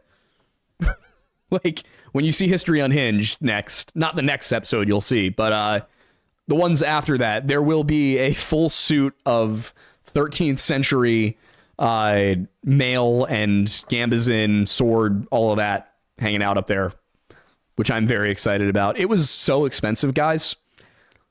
I hurt my knee running around in it, but totally worth it. We should honestly just make the next episode, like the first one that we record, just about your guys' time. Honestly, it would be a good way for us to talk about medieval stuff. Yeah. Yeah, we should do that. I should tell Steven to bring his kit too. Also, yeah, guys, join the Patreon, not just for Lore Lodge, but History Unhinged. And if you haven't watched History Unhinged yet, it's a new channel that we've started with Stephen Bell from Speed and History of Everything. We've got 3 episodes out right now. The 4th one comes out not this Saturday, but next. Yep, it's a bi-weekly. It's a bi-weekly. Don't know if we're going to keep with that schedule, but if we don't, we will let you know. I think it would only get more frequent. Exactly. If anything. Yeah. So, yeah, that's a fun show. I've been watching our episodes. I don't watch this show. I don't watch the Friday videos because I've already done them. Yeah. I've been watching History Unhinged, and it's we titled that show perfectly. Oh yeah, it's so good. Oh my god, perfectly. I'm trying to think. What was there was something that was said in the most recent one. Oh, the he was Greek thing? What was the he was Greek thing? Oh, we were talking about how wrestlers and people would fight and they would douse themselves with either butter or oil, specifically oil for the Greeks. Yeah. And so I said, oh, so Diddy was just Greek. Yeah, and then when I said like Diddy is the Socrates of our time, I believe was the quote. Yes. I looked at Amanda when I saw that. I was like, oh, that's the one that gets us canceled. Yeah. That right there. That was some Socrates slander right there, honestly. Yeah, there are, in fact, unhinged comments. My entire purpose on the podcast is to bait the unhinged comments or make them myself. Somebody did recently comment on something asking what I was going to blame on Marx next. And I said, give me something. Like, I will find a way to blame anything on Karl Marx simply for the lulz. I did recently see an interesting video on whether or not Marx was woke. Or no, sorry, that was Nietzsche. That was whether or not Nietzsche was woke. What? The whole point of the video is that it's a stupid argument to make, but it is a really funny video. New series, Was It Woke? The problem is it would get millions of views. It probably would. Who would be a good person to look at for it? Emperor Nero, was he woke? Yeah, Marcus Aurelius, was he woke or was Marcus Aurelius was based. He was base as hell. Marcus Aurelius was not woke. No. Boudica, was she woke? Cleopatra woke? Cleopatra was she was woke in a different sense. Yes. She had that third eye. She was the quintessential, probably the first real girl boss. Oh yeah, major girl boss. Yeah. Yeah, you might have a point there. I don't know. Achilles. Woke or based? Was he woke? This is going to be something we have to ask Steven. Yeah, I was going to say, this is coming up on This is something we just ambush Steven with. Yeah. Achilles, was he woke? Go. He'll be like, here's the thing. He will either, like, buffer, or he will be, so if you think about what he did with it, like he will either buffer for 15 seconds and be annoyed that we asked the question, or have an answer immediately. Oh, yeah, definitely. Oh, that'll be great. Amazing. I'm excited to film these. I have fun with these. They're good. We should probably go to Super Chats. I agree. We have a lot. Good. Huzzah. The last few videos have not done well, so we need the money. Yeah, actually, guys, quick question. What are we doing wrong? Yeah, if you watch our channel for specific reasons, let us know what they are. If you don't watch certain videos of ours, let us know why not. We're just essentially trying to figure out what exactly you guys want to see. Every, 3 months, I think I've figured it out, and then it changes. Yeah, because I think that January was great for us. Yeah. February was horrible for us. February was not a good time. YouTube did not like the Philadelphia experiment video. No, and things have been weird ever since then. So I think it was mainly that. I agree. I think that was definitely part of it. But just in case, it's also just like you guys not wanting to see certain things. Because I did see some comments on some of the videos, like one in particular was like, if this wasn't you guys, I wouldn't have watched it. And it's like, interesting. Why? It's like, I appreciate it, but tell me. And some people will be like, just make videos on what you want to make. And it's like, don't believe me. I would love to. Yes. But we must serve. Yes.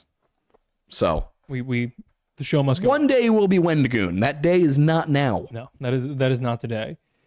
So yeah, it's we've been trying to vary the content more. It doesn't seem like the algorithm likes that. So I will say, okay, so we're getting some good feedback. So Ozzy Walker's saying, I'm getting tired of the missing persons cases. I feel like we haven't done many of them recently. Fair. Boosh Bear is saying, I watch every video, but I find the true crime stuff more boring. Okay. Catfisher is saying, I like the sound of Aiden's voice. Well, thank you. Matthew Martinez says, your videos are getting too wordy. I think that may be more, this is a conversation we've had ongoing, is whether or not we're getting too academic, and part of it is like, we like that because the integrity is interesting, and it's, it fits how you learned to write in college. Maybe that's a poll we could put up. I don't know. We'll figure it out. I don't know. I'm trying to make them more narrative currently. Philly experiment was true. Yeah, maybe it's kind of safe to say that people want cryptid or criminal missing forest related topics, but that's the thing, is you would think that's a given. But then the videos that are on true crime and missing persons do better. Perfect example, Strike Delic says, I watch for the missing persons cases, but I think I'm in the minority. I like watching you pull apart the investigation facts and debunk things. So this is leading me to believe my theory is accurate, is that we have 4 audiences for one channel.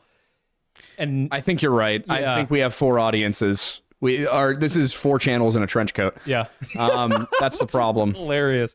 Which, no, that's good for us to know because it helps us understand, like, if a video does a certain level, whether or not it's actually tanking. Yeah. I think it would be, like, maybe a good poll would be, like, if this channel could cover one topic, what would it be? And then give people, like, a few different options. That's the thing, is, like... Because it seems like it's just such a mix at this point. It is, because, like, somebody just said, no, please be as academic as you can. It's why I watch you. The history and the mystery, ignore all previous feedback. I love everything you do. History is better. More cryptids. I miss the history stuff. I like wordy 1 hour plus videos. I came for the true crime and stayed for the legends. Love true crime, weird stuff, history oddities. Bring it on.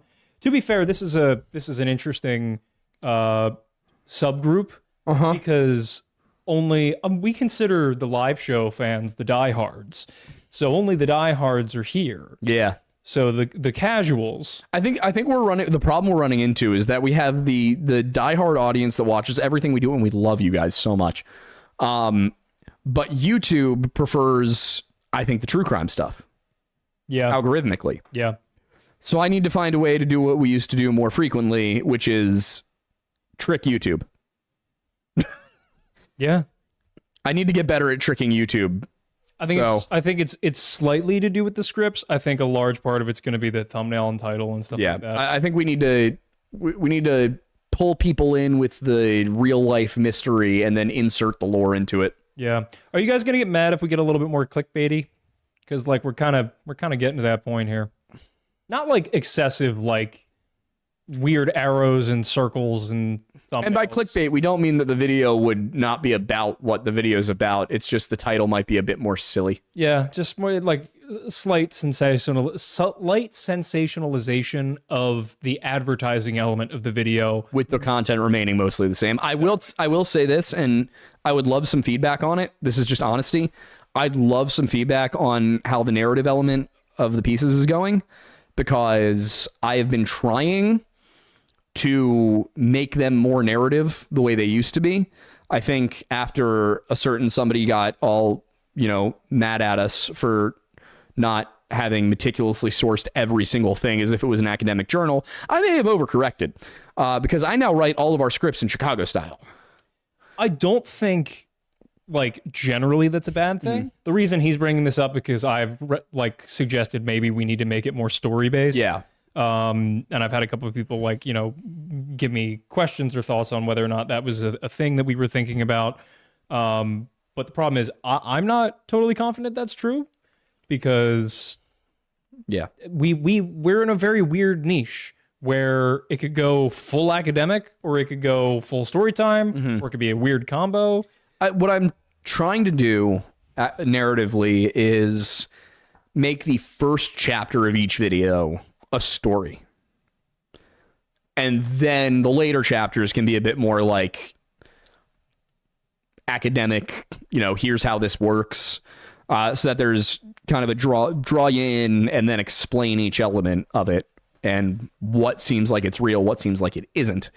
Because it seems like that's what people like the best, but I don't know. Maybe we'll see. Anyway, super chats. Yep. There are many, and I would like to go home at some point. As would I.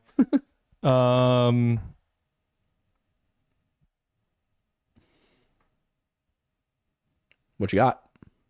Sorry, I was just looking at some of the replies, and they're generally mixed, but everybody is overall very supportive about essentially just like whatever you guys need to do. Okay, we're here for it. I appreciate it. I appreciate that you guys are here for that. 'Cause one day we will have the freedom to just ask you guys, what do you want us to cover this week, and do it. Patreon would help with that a lot. Yes. Even just $1 a month. Less than you would get a coffee for or a beer, depending on what your vices are. Yeah, I mean, you don't have to, obviously, but it's one of those deals where the more people sign up for the Patreon, the more freedom we have to cover the things that we really want to cover. Yeah. Like John Bonet. But anyway, so Gom, who has been a member for 19 months. Gom, you are a real one, dude. Very real one. Says, just a heads up, Wendigo's Red Thread podcast needs a third host now. Why don't you give him a call tonight? Get your Wendushi on. I'm going to be honest, if he wanted us for it, I feel like he would have asked. Yeah, more than likely. We're going to have him on Thursday for Weird Bible, so. Oh, it's this Thursday. Yeah, well, it was going to be last Thursday, but he was running on 0 hours of sleep, and I had not yet had time to read the book of Elijah. So I was hoping he was going to lead, and then he was like, I might need you to take point on this one. And I was like, ooh, I needed you to take point on this one.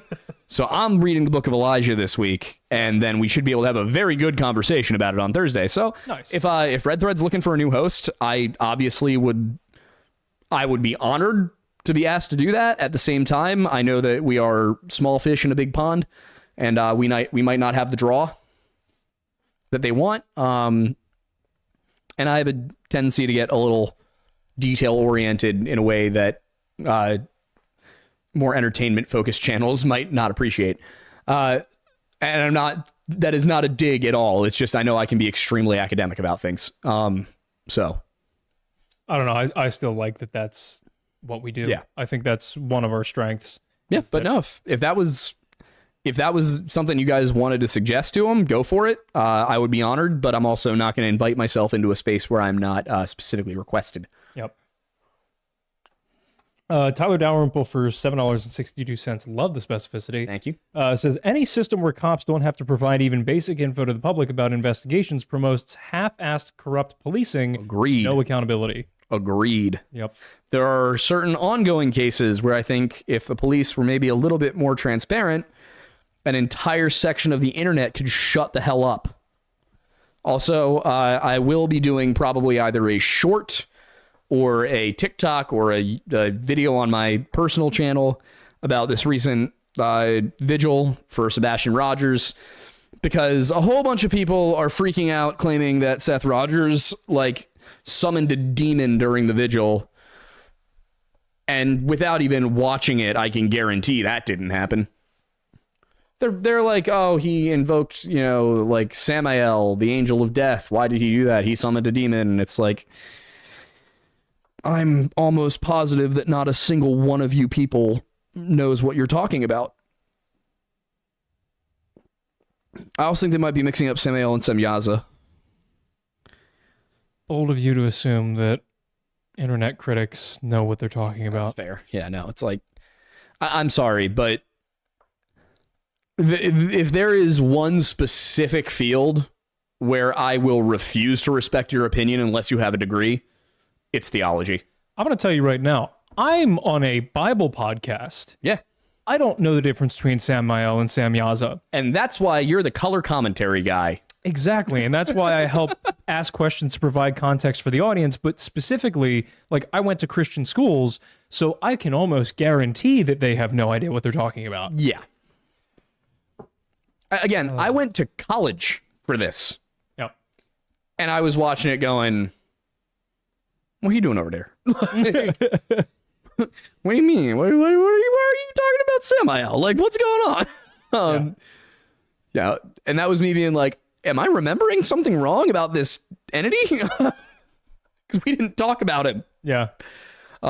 So that's going to be a fun one to look into. But I can guarantee you guys, Seth Rogers was not intentionally summoning a demon at his child's vigil. No. Good Lord. If anything, it would be a Magic the Gathering reference. Buddy, I don't think Cluminati knows what she's talking about on this topic. No. Or Queen Bee, the multi-felon. Yeah, multiple felony counts. Didn't know that. Uh-huh. I'm sure Mr. I take pictures of barely clad models who are, newly 18 while shirtless on a beach in California. I'm sure he knows what he's talking about when it comes to religion. That was Steve Fisher, by the way. I was going to say, I love that I knew who you were talking about, even though that was not something that I was previously aware of. Yeah, I was going to just not bring him up, but he keeps trying to call me a pedo defender on Twitter because I said, can you provide evidence that Seth Rogers went after Katie when she was a minor? And that apparently makes me a pedophile sympathizer. I would argue that somebody who randomly accuses others of being pedophiles with no evidence might be projecting. Maybe just a little bit. And also that, Steve, that's blatant defamation. So I know you pretend you don't watch our show, but I know you watch our show. Anyway. God, this is an... I will never cover an ongoing missing persons case ever again.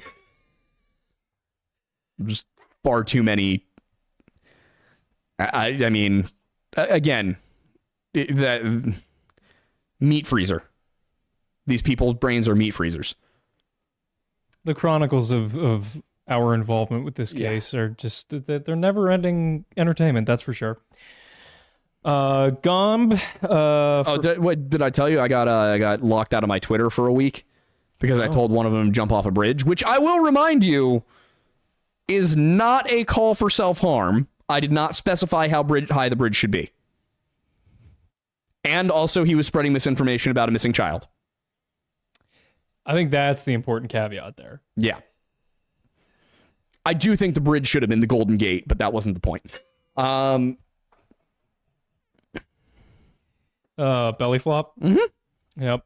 Gomb says something heinous for $5 and then demands a signed calendar, or else he'll use cannabis. I think we're going to be ready to shoot the calendar as soon as it's not, like diamond nipple weather outside. I was going to say, once the headlights go on regular mode.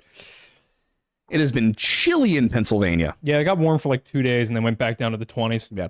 I will tell you, one of the calendar images will be me doing a pose wearing just the surcoat. The what coat? The surcoat. My surcoat from War of the Barons. Oh, got you. Speaking of which, if you want to come do medieval stuff in the woods with me and Stephen Bell, War of the Barons is a yearly event where you can do that. You can fight with us. You can fight against us. It's put on by Felon Fair, and I encourage you to check it out. I'll have pictures up whenever I get pictures. Nice. The Sky King 5 for Canadian $20 says, to answer the question in the show title, what? I said Canadian. Oh. I couldn't. All I heard was "ka." Also, I will point out, you may have won the tournament, but technically we're 1-1. Who? The Four Nations tournament. Us in Canada. We beat them. They beat us. Oh, yes. They beat us in the finals. We beat them in a different game. Yeah, we'll see how it goes. Yeah. To answer the question in the show title, it's a Monday. Also, if you want to try Berserk with less initial psychic damage, then either the Golden Age movies or the 90s anime is a decent place to do so. That might be doable. Because every time I open the book, I'm like, I'm not ready for this right now. That's fair. Also, it bugs me that I've got to read the wrong way. It's like it starts on the right side. What? Yeah, mangas start on the right side. Oh, you mean of a page? Yeah, when you open the book, the beginning's over here. Do you still read it right to left? Or left to right, I mean? I don't know how to answer this question. Because like most books start on the right page. No, like you open the book and the first page is over, like the book opens this way and you read this way. What? Yeah. Why? I don't know. Do I look Japanese to you? Somebody explain that to me in the comments, please. Kellen has been a member for 10 months. Oh my God. He's been here a lot longer than that. Yeah. Thanks for the 10-month membership, though. Thank you. Thank you for stopping by on Friday as well. I don't know if you saw, but we decided to do an impromptu Captain Cat after your stream on Friday. Okay. The house was chaos. Mm-hmm. I had left the webcam here. Uh-huh. None of the Xbox controllers had batteries that functioned. So we decided to just, without our faces, have Cat try World of Warships. Oh, no.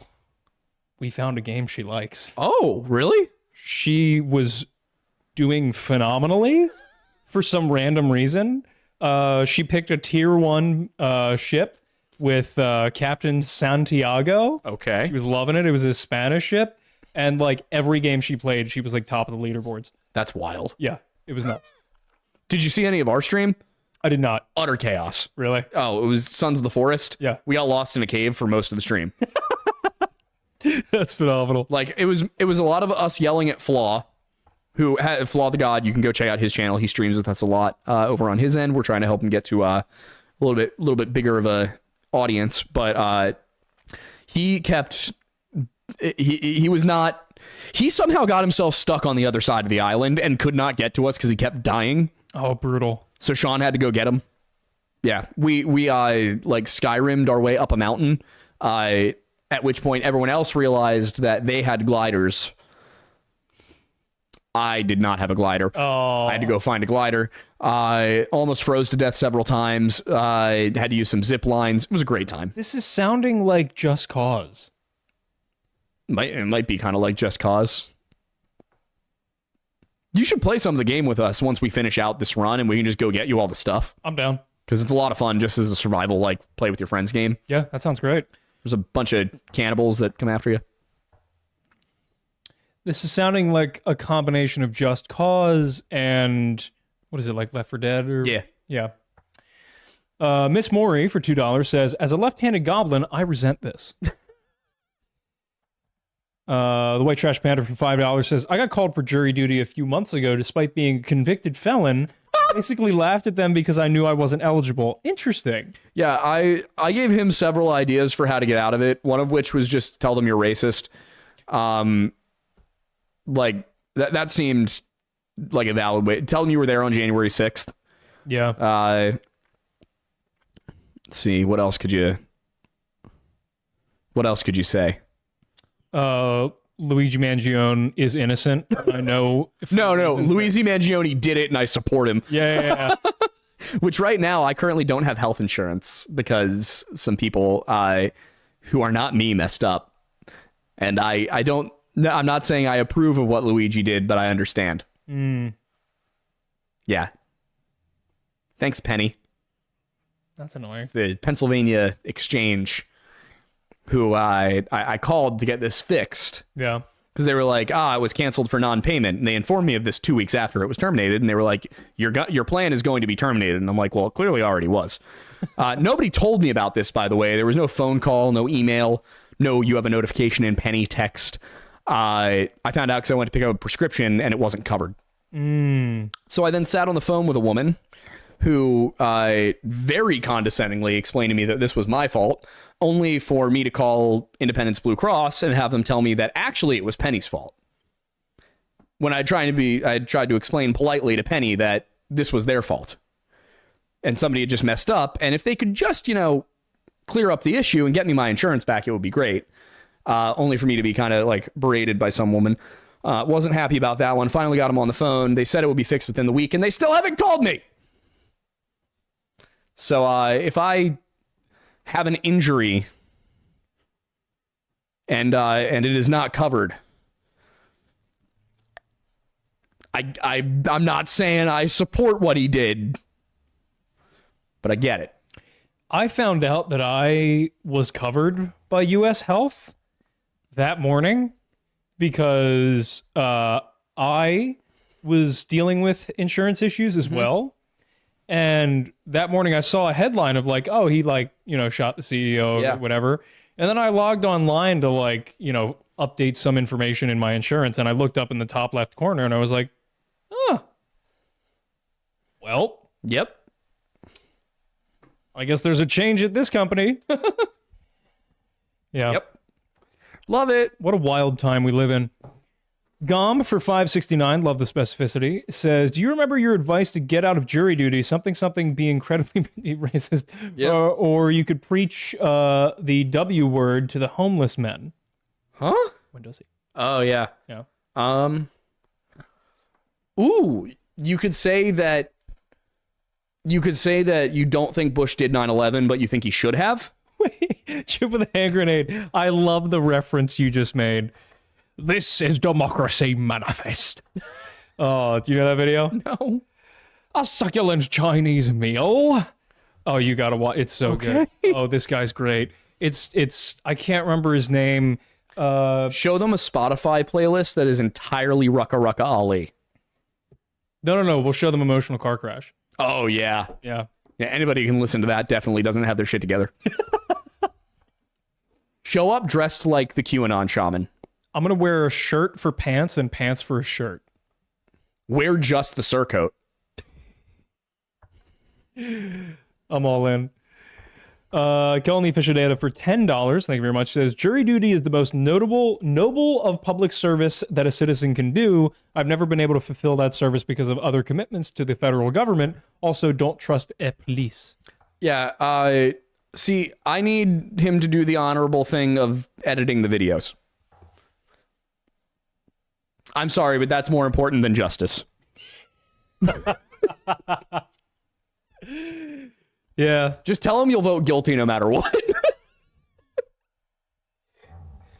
Unless you guys are hiring an editor for the time that I'm away, I think he did it. I will vote for whatever brings this to the fastest close. Incredible. Gosh darn it, which is a great Tell name. me you're vegan. Oh, that's the problem is because, like, if I say anything vaguely political, it would either work perfectly or work horribly. Tell them that one of the most admirable things that a person can do is be vegetarian, and that's why you think that Adolf Hitler was not that bad a guy. There's ways to do this. No, I could just be like, I don't want to be here.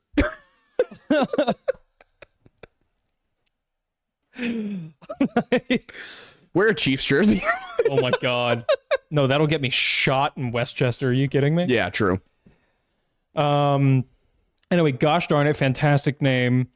Canadian $5 says, remember, Homer Simpson has already solved the jury duty dilemma for you. Quote, the trick is to say you're prejudiced against all races. Good luck.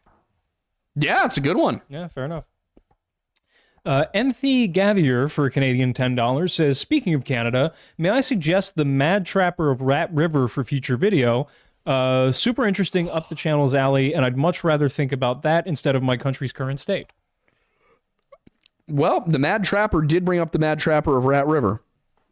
Let's see. It's fitting. Was a fugitive whose actions stemming from a trapping dispute eventually sparked a huge manhunt in the Northwest Territories and Yukon. He eluded the Royal Canadian Mounted Police team sent to take him into custody, which ended after a 150-mile pursuit lasting more than a month and a shootout in which Johnson was fatally wounded on the Eagle River. Nuts. That's amazing. That actually might be a nationality unknown, suspected Scandinavian American. Amazing. No other names, the Mad Trapper of Rat River and the Demented Trapper. Weapons, 22 caliber long rifle Winchester Model 58 rifle and a 30-30 Savage Model 99F, as well as a sawed-off 16-gauge Iver Johnson Champion shotgun. Interesting. What a wild choice of weapons. Yeah, that's nuts. 16 gauge. What a pull. That is crazy. Man had good taste in brands, though. Fair. We have another request from Ella for $9.99 saying, hi, Aidens, would you be willing to cover the Jackson Whites of the Ramapo Spur of the Appalachian Mountains? Local legend claims that they are a group of inbred albino feral people in New Jersey. Okay. And then next is for $9.99 says, hey guys, glad to see you guys live. Keep up the good work. Thank you very much. Huh? He's deep in investigative mode right now. Okay, well now it's saying that they're Native Americans, but that... Huh? Which one are you on right now? Ever since the Revolutionary War, the Jackson Whites. Ever since the Revolutionary War, there have been stories of a degenerate race of people who live in an isolated existence in New Jersey's Ramapow Mountains. Never heard of that. It's got to be North Jersey. Yeah, this motley group of social outcasts who have taken refuge in the northeastern hills of the state and inbred to the point of mutation. The group, which has been alleged to be comprised of a mongrel hybrid of renegade Indians, escaped slaves, Hessian mercenary deserters, and West Indian prostitutes, have become known as the Jackson Whites. Oh boy, that might be worth covering. Ooh, we went to go find the Jackson Whites. That would actually be nuts. Yeah, it's the crawlers from The Descent, basically. A7XM Shadows 19 for $9.99 says, I'm happy you guys give me something to listen to when I'm driving around on a forklift Monday and Friday nights. Really helps with the boredom. I'm glad, and I hope you're certified. Otherwise, someone's going to get in trouble. Ooh. It's not good. Yeah, no. If you don't have your forklift certification, they going to whack your pee-pee. Not a bad thing. We need to have a discussion off the air. I don't know. I've been watching too much Clax McBee. What? So. Yeah, man, me too. I've been listening to all the Flargelshosh. Like, I can make things up too right now. Yeah. No, there's no way you haven't seen his videos. No. He's huge. I'm gonna be honest with you too, though. Like, if I did not know Papa Meat was a guy and you told me you were watching Papa Meat, I'd think you were making that up. He's huge on TikTok right now, and he's a vet. He's a veteran, and he makes the most unhinged videos of all time. I'll have to look it up.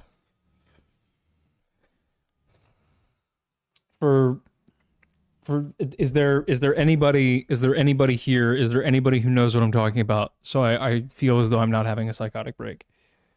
I think it would be really funny if they all told you no, personally. If they were all like, no, dude, I have no idea what you're on about. See, now they're going to do that, though. But what's his... I'm typing this in really quick. Just go to TikTok and do CLAXMCB.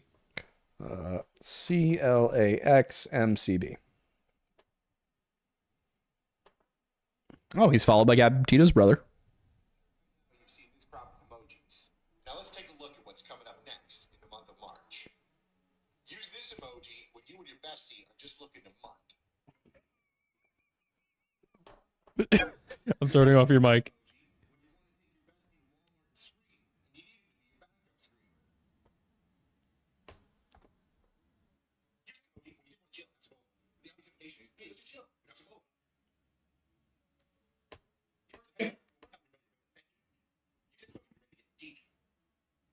No, this... Why is he Asian now?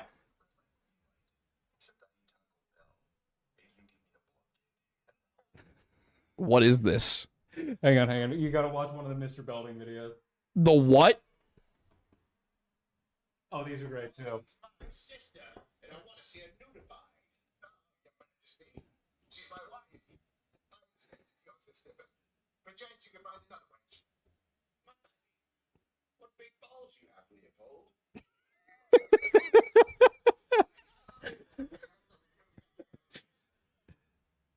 If you think I'm not going to be using the line, my, what big balls you have, Leopold, insufferably for the next 6 months. Real quick, do a Mr. Belding one, and then we'll move on. I'll watch the Mr. Belding one after the show. Because that's one of his biggest characters. And it's, yeah, the dude... Just the comments half the time are just this. That felt very like 2008 YouTube. Oh, yeah, no. And people are loving the amount of comments under his videos that are like, he does these with his son sometimes. Like, this man has a wife and children. This man is a United States veteran. And it's just... You know what? God bless him. That is what I want to see out of our veteran community. Like, it is... I want to see you dealing with that PTSD with humor. Yeah. He's got some good ones. It's wild. I love it. His digital footprint is a digital like quicksand trap that he's actively Oh, I love jumping up and down on. I love it. Yeah, it's amazing. Anyway, moving on. Delvin Foyston. What a name. Canadian $5.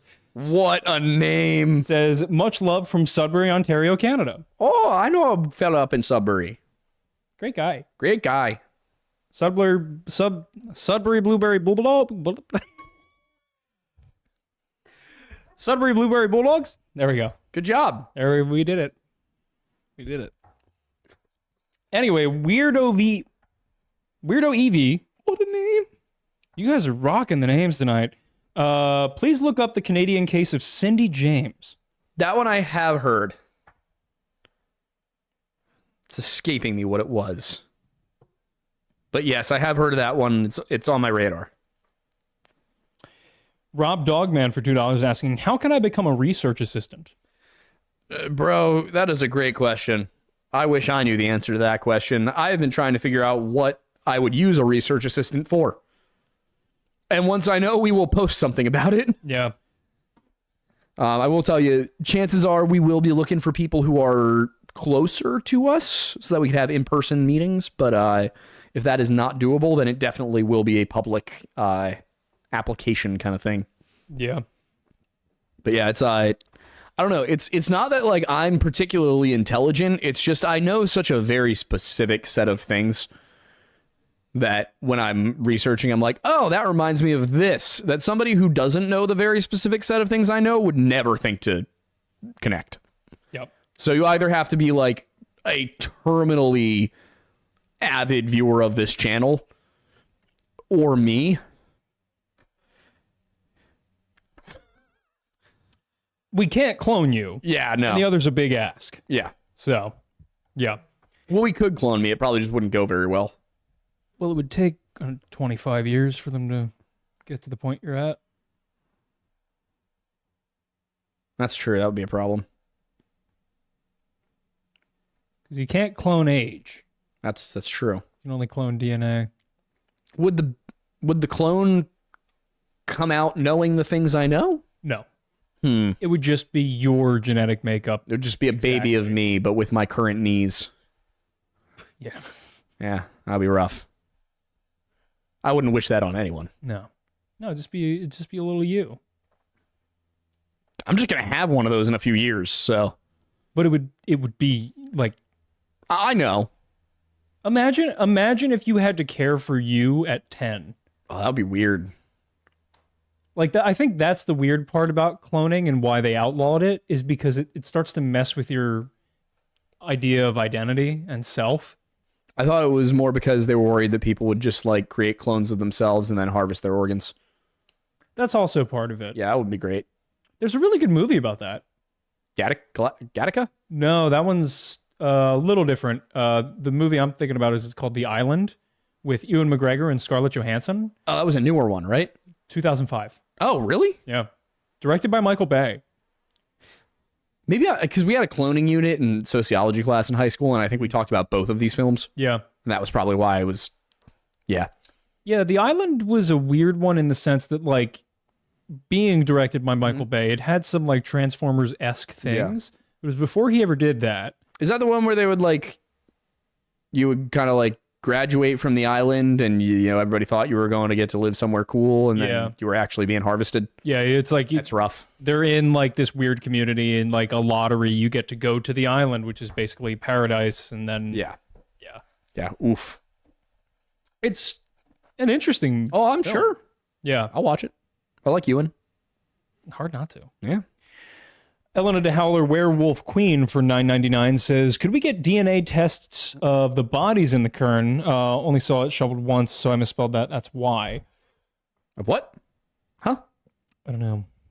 Bodies in the what? The cairn. But it was yeah. I don't think there were any bodies in that episode. That was the problem. That's right. Dill for $20.69. What are all the emojis? Squirrels? Do we want to know? Do we want to know?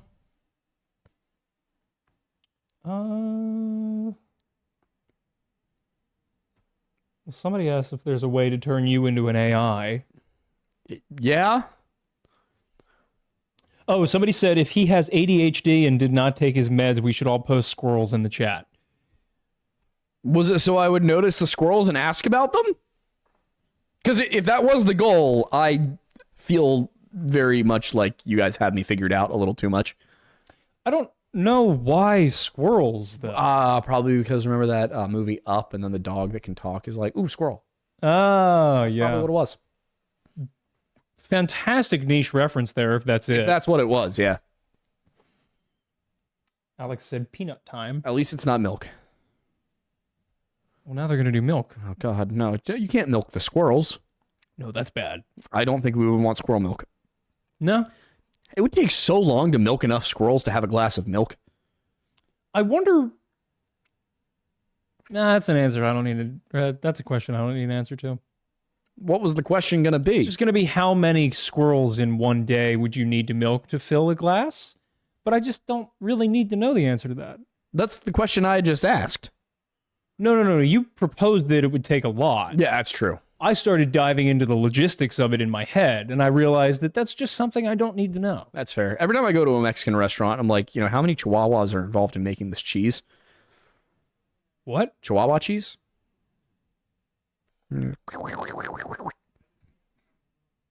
What? Yeah. Chihuahua cheese. It's a type of cheese. This isn't real, is it? It's frequently used in Mexican cooking. I believe it's cheese from the Chihuahua region. Ah, okay. So I don't think it's that they're actually milking chihuahuas, but I mean, you think it's kind of a funny, they're like, a little.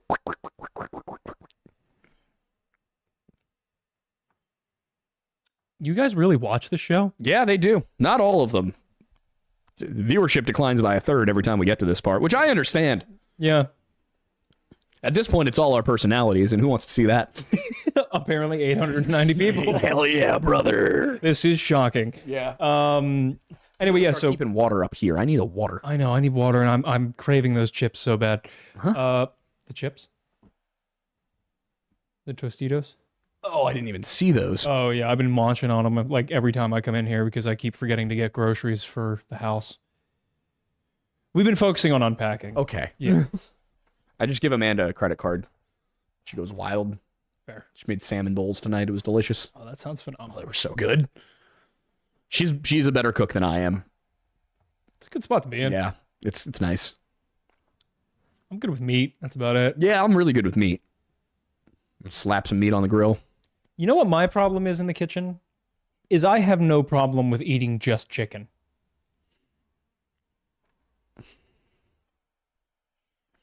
That's because all of your genes are from England. Yeah.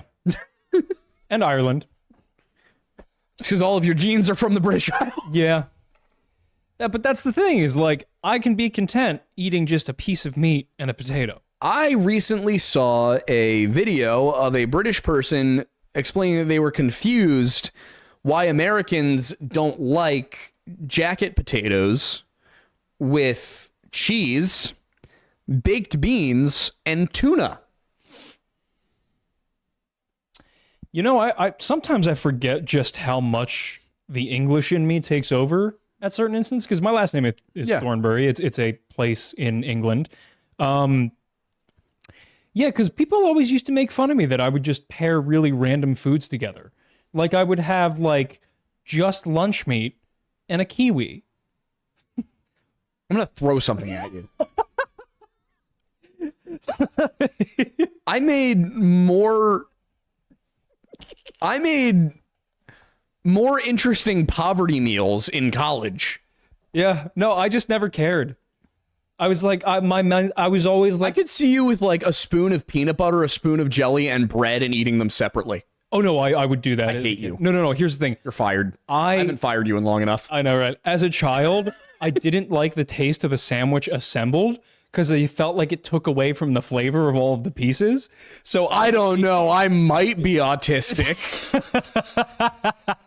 So I'd eat the meat, the bread, and the cheese separately.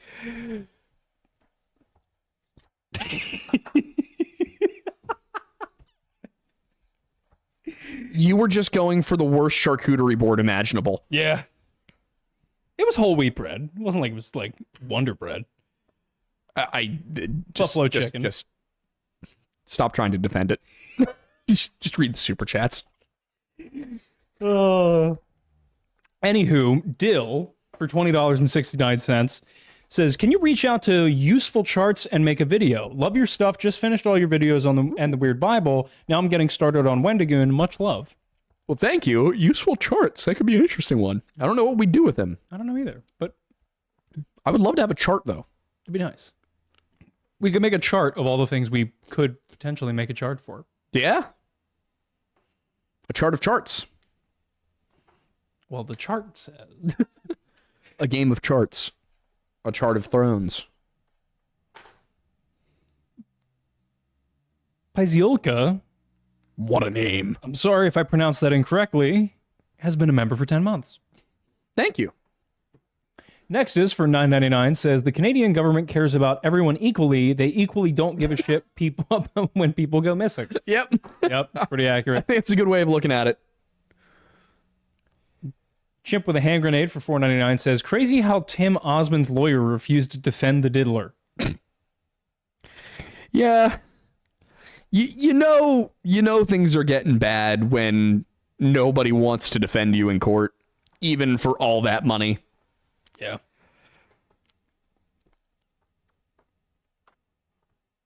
Again, Osama bin Laden's lawyer. I can defend the murder of 3,000 slightly less than 3,000 Americans. 2,900 Americans, yeah. I cannot defend the freak off. Also, there's a lot of celebrities who have to be regretting saying there's nothing like a Diddy freak off right now. Because I think LeBron James is on the list of people who said that. This is, I feel like this is like the Epstein of Hollywood. Yeah. Like this is the being on the Epstein flight logs of Hollywood. Yep. The names will never come out. No.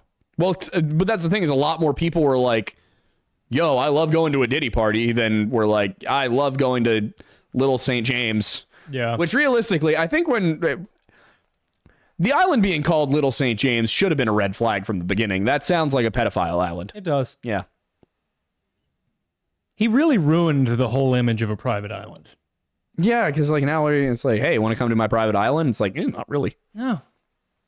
What used to sound like a really cool, fun, like, oh yeah, like a little like escape, like feel like James Bond in No Time to Die with his little Jamaican hut and like a sailboat out front, like yeah. Now the problem is there's a Jamaican hut, or there's a hut and a sailboat and some little Jamaicans, and that's not how you want it to be. Yeah, the hut's a temple, and little is young, and No.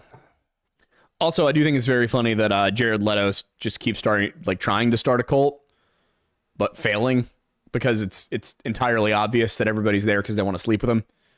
Yeah. Like, I feel like if you're going to start a cult, it has to be kind of just like you're trying to get people to sleep with you and there's some effort involved. That's the thing is it's not a cult. Yeah, you got to trick people into doing it. Yeah. If you just say that's what it is, then it's not a cult. It's just you're taking orders. Yeah, exactly. Which is why we say that the ranch will not be a cult. Now it will become one.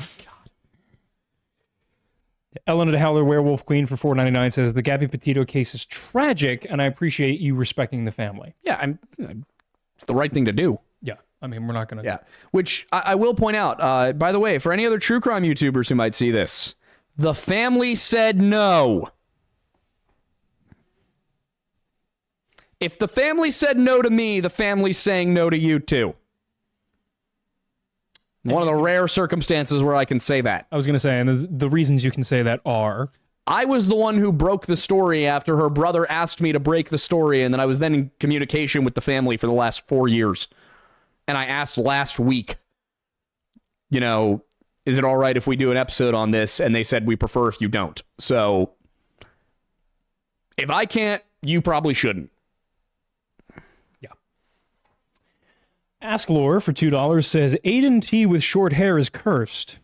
No, this is the one I grew up with. Yeah, it's so funny because all of the people who met me in the last 3 years, because I've had it long for about that time.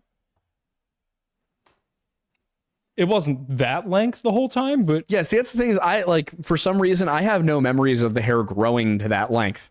yeah. The hair was that as recently as late 2022, by the way. I have videos from Thanksgiving 2022 where your hair looks like that. Yeah. Right about then is when I started letting it grow. Yeah. Let it grow. Let it grow. So it's really funny because everybody who met me in the last 3 years, when they saw the cut, they were like, whoa, who are you? Like, who is this guy? Everybody who's known me prior to that and most of my life was just like, oh, he's back. Like, Yep. it's shocking. Most people were like, yeah, we couldn't get used to it. It was weird. It was a lot. Yeah. It'll probably come back at some point. We should get you a better hair care routine if it does. Yeah, that was Getting a little split at the ends there, a little coarse. Yeah.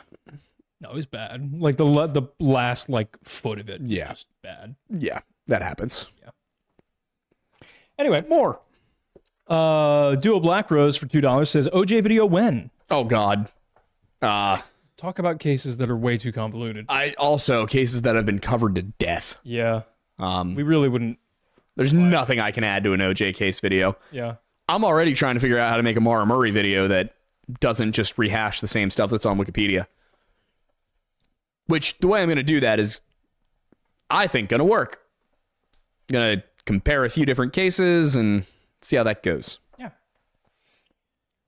Chip with a hand grenade for $4.99 says, it's all ogre now. It's all ogre now, lad. What a reference. Gom says... It ain't ogre till it's ogre. Incredible. Next is for $9.99 says, I was born in 2004, so in turn, I'm automatically blessed by Shrek 2 and will lead my fellow 2004 brethren to world domination. Good luck. Bless you. Good luck. Abigail Stewart. Did Shrek come out in 2001? The first one, yeah. So Shrek 2 would have been 04. I think so. I think it's very funny that Shrek was the you got fired from Prince of Egypt project. That's right. Yep. Abigail Stewart, who's been a member for 5 months, says, House is based off Sherlock, who is absolutely on the spectrum, and I agree, and we have an interesting story about that here at the Lodge. Is it about how I didn't learn this until this year? Yeah.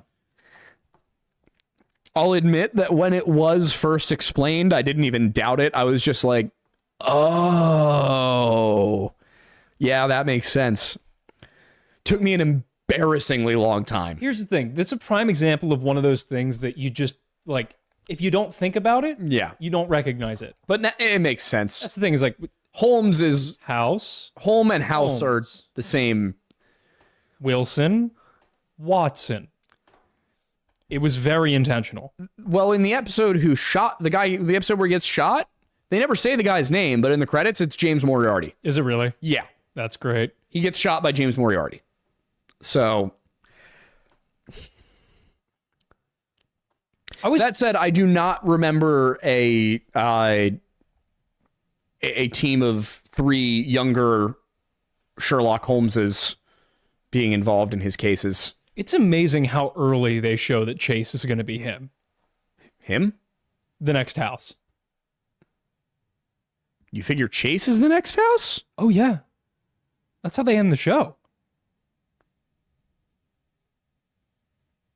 I don't remember that. Oh, yeah.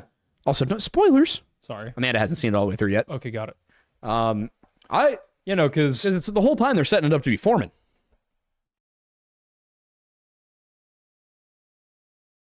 And Cameron actually goes on to become a mass murdering serial killer. They call her the Black Widow. That one comes out of nowhere. Yeah, I gotta say,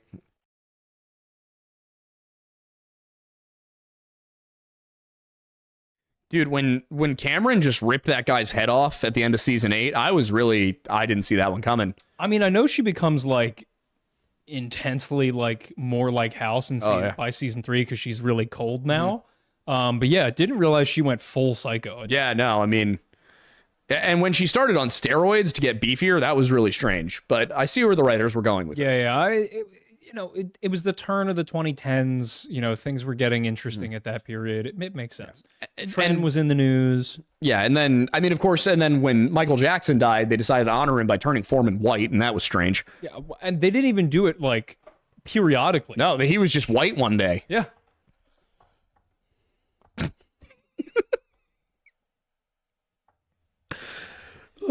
Anyway.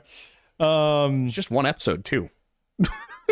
We're gonna get yelled at. I know how long we've been here. I know. Duo Black Rose for $5 says they made an anime version of House. It's hysterical. I need to see what? it.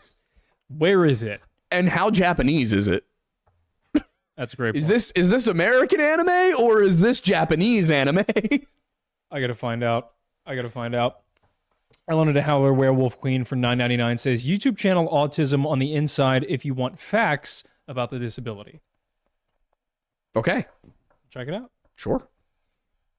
Miss Maury for $5 says, congratulations to Cheyenne Tetrault for successfully calling that this would end up on the Nahani before we even got to starting. That's impressive. Yeah. Well, basically anytime we talk about Canada. To be fair, the thumbnail did have Nahani in it. That was Nahani in the thumbnail. That helps. Next is for $9.99. No, the thumbnail for this has that was the thumbnail I almost used. This thumbnail has RCMP guys in it. Yeah, good job. Well done. But yeah, next it says the sheep skulls were put there by a boat full of lusty Lovelock Cave giants sailing down a nearby river. You know what? Here's the thing. That's my hypothesis. Roughly. That it was people that put them there? Specifically that the people who put them there in Nahani are of the same ilk of those who were the Saskets and those who were likely the... I see where you're coming from. Yeah, like those mountain tribes that we suggest. Yeah. I think there's some very interesting folklore evidence that the tribes we know of were not the first ones here. Yeah. Could you imagine if all the red-haired elements are true and the giant tribes of the mountains are actually just like the remnants of Celtic tribes that came here? Could you imagine? And we didn't hear about it because they didn't really keep much documentation. And the natives didn't talk about it other than these stories. Yeah. I wouldn't be surprised if it's something along those lines, like just another group that either got here at a different time or came from a different place. Inbreeding can cause red hair, though. So if you have small populations, that can also do it. That makes sense. That's another interesting thing is the natives had almost always had extremely stringent rules about inbreeding. Like not even cousin marriages. Yeah. Well, they avoided that. They weren't idiots. I'm sure they, over time, saw the pattern and they were like, we can't do that. They had entire clans where you had to marry outside of the clan. Wow. Yeah, because they knew that inbreeding was a problem. Makes sense. Sergeant Buck for $10 says Nirvana, Pearl Jam, the Beastie Boys are popping up on classic rock stations. Stop. I'd like to get off now. Pearl Jam and Nirvana have been on classic rock stations for 10 years now. Yeah. That hurts. I will say, you know who should give it up and just accept that they're classic rock now is Linkin Park. Emily Armstrong ain't it, guys. Oh, you're going to get flack for that. I don't care. She cannot do Chester's stuff. She has no soul. There is no soul in anything she does. The new stuff is fine. It's just not Linkin Park. Fair. I haven't heard any of it, so. No, the new stuff is fine. I listen to it. I enjoy it.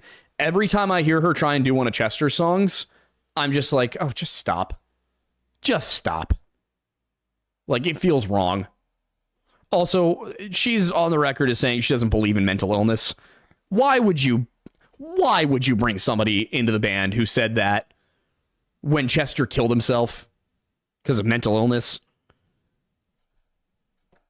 What the hell? Also, he's not the only member of the band that's not in the band. I think the original drummer and the original lead guitarist are also not there. It's not Linkin Park anymore. Queen has more original members when they tour. Yeah. No, if you can't sing those songs, don't. I've done Linkin Park with cover bands. I don't do the songs I can't do. Because Chester was special. I don't know. I don't like it. Fair enough. Siegfried von Felsenbrot for £5.56. What a which is name. Really ironic form of monetary donation. Yeah, wow. Well, thank you. Yeah, I love that. Thanks so much. Says, as someone with an ASD diagnosis that was originally labeled Asperger's, gotta say, I'm not a fan of the change. That's what I've been hearing from a lot of people with Asperger's. Makes sense. Yeah. It may... There's unfortunately a connotation to the term autism still that I believe will go away eventually. But I can imagine for a lot of people with Asperger's right now, it's kind of like, not that kind of autistic, different kind of autistic, guys. Yeah. You really got to get some more specifications on the spectrum. Yeah, I agree. Chimp with a hand grenade for $1.99 says, Jeppy Episteppy didn't use Canadian healthcare. Wow. I know exactly what you meant, but wow. She sure didn't. She? He. I said it weird. He sure didn't. Yeah, no, what are you talking about? He used paper thin anti self-delete sheets to, give himself a little oxygen deprivation at a time when all of the cameras were suspiciously malfunctioning and he was on, I hate that I have to use all these terms after the Philadelphia experiment, but self-unalive watch. Yeah, makes a lot of sense, doesn't it? Totally Not JMO for $10.21. Love the specificity. Says, the milk loves all of its children. To those who struggle uneven when facing those who wield the egg of the king, those who fight the wild and the Nosferatu, the milk blesses the with strength. Zerk, brother, or call a doctor. What?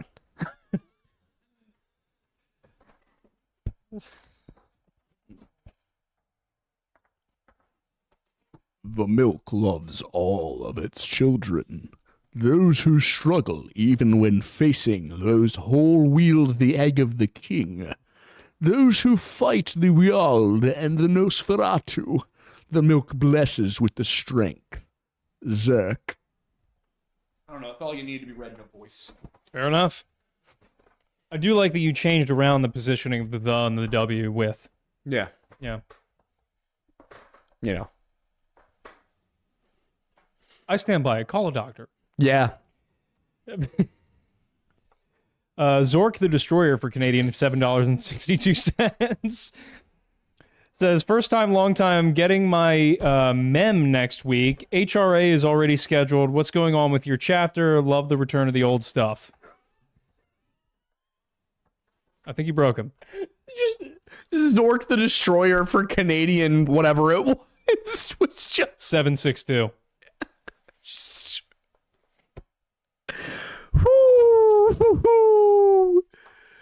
Wow. Oh my god.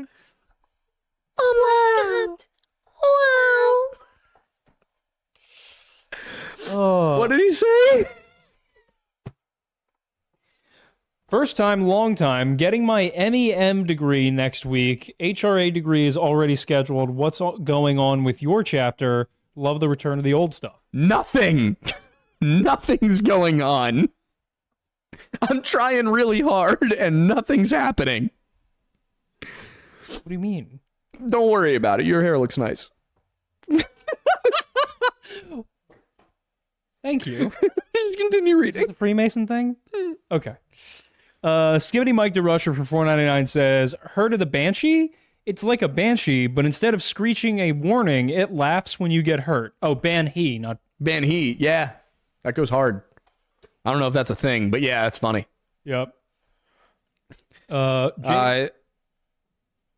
yeah, there's a Sum 41 line that goes along with that. Because you don't know us at all, we laugh when old people fall. Oh, yeah. Yeah. Who all did we see at the Fillmore? Sum 41. Simple Plan. Simple Plan. Who was the third? I thought there was a third. It might have There was an opener. Might have been Set It Off. Okay.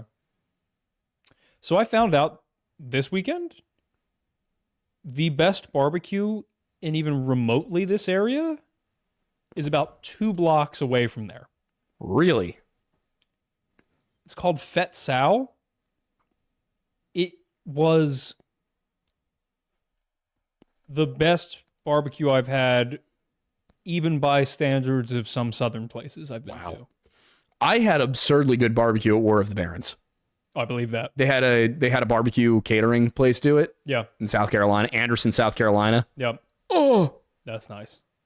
so good. Yeah, they use vinegar based barbecue sauces instead of ketchup, so it's a little bit more like Deep South.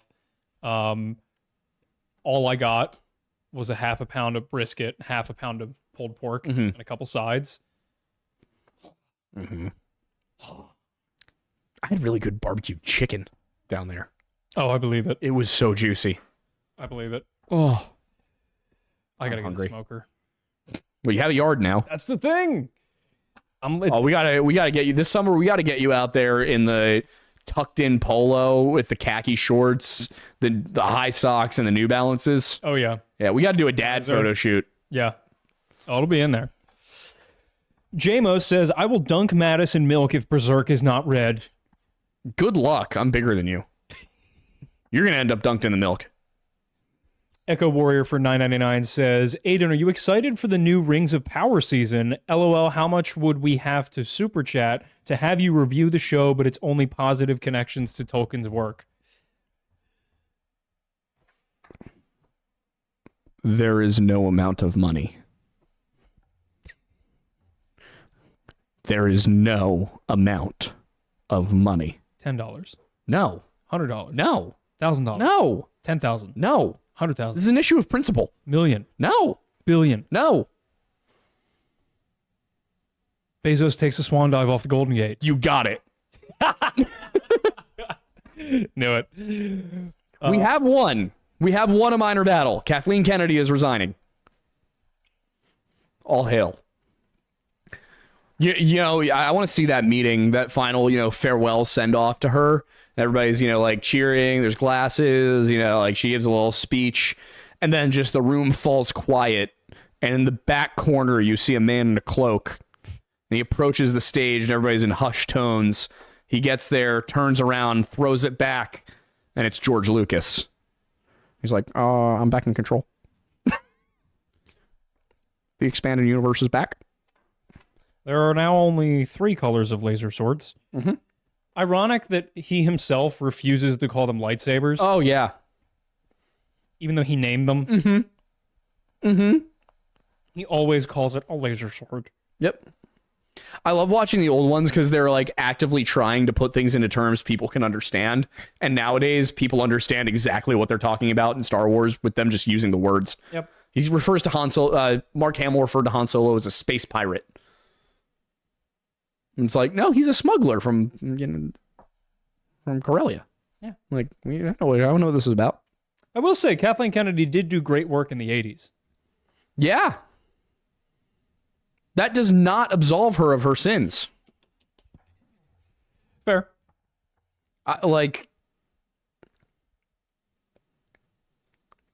Somehow, Palpatine returned.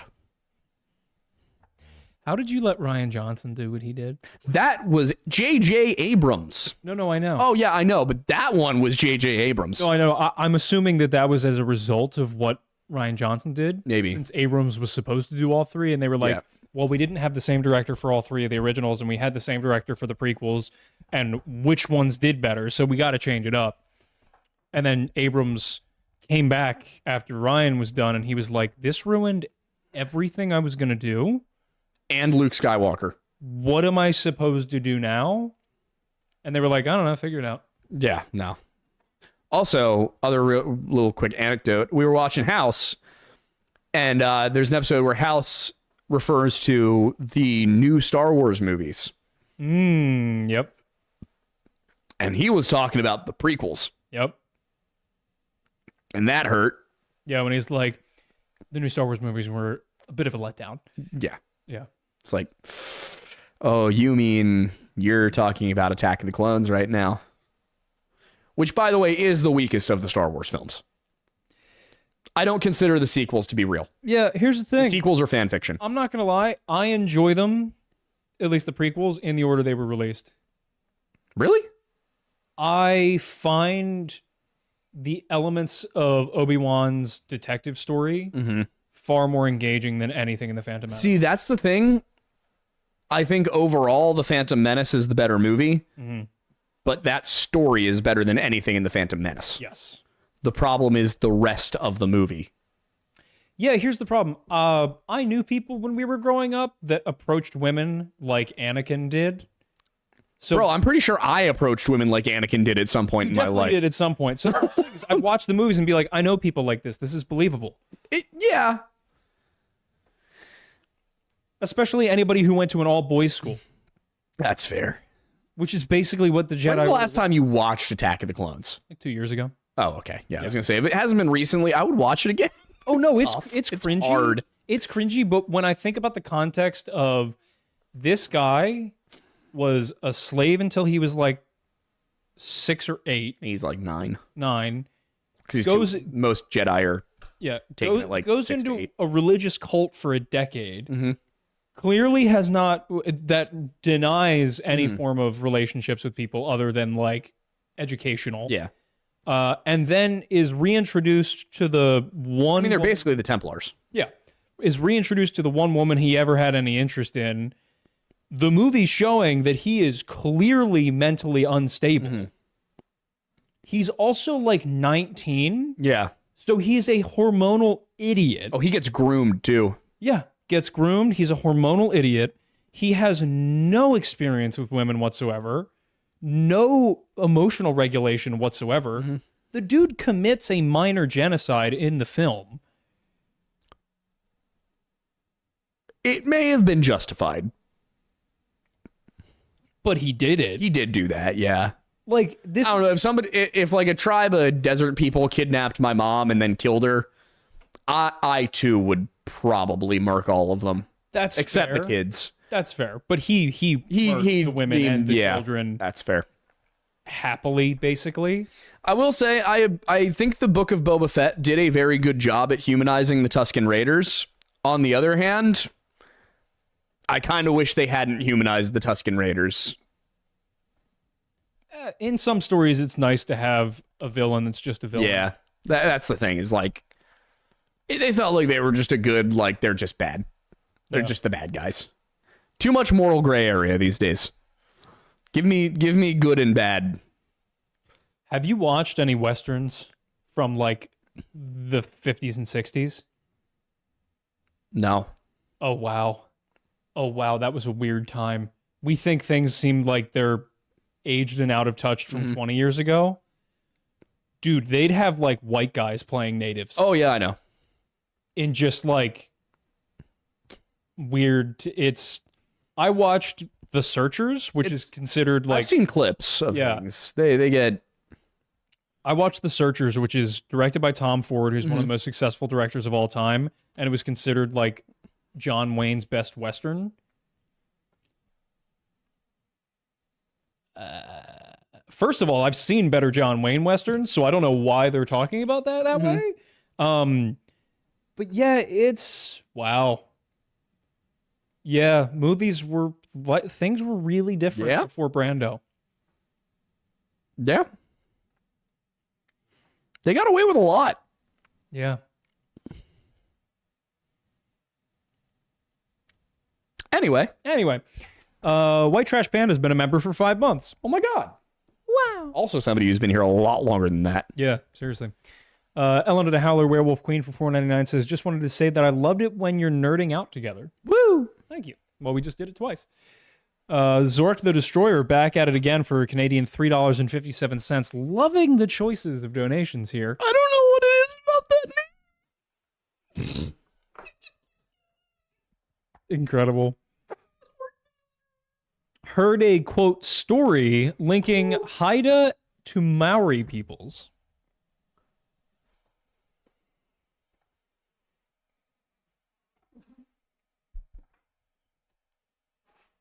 I beg your finest pardon? Am I misremembering who the Haida are? I really hope I am. Haiida, and Maori is Mau. Oh, no, I know who the Maori are. Okay, just making sure. Yeah, I knew who them... yep, I had them right.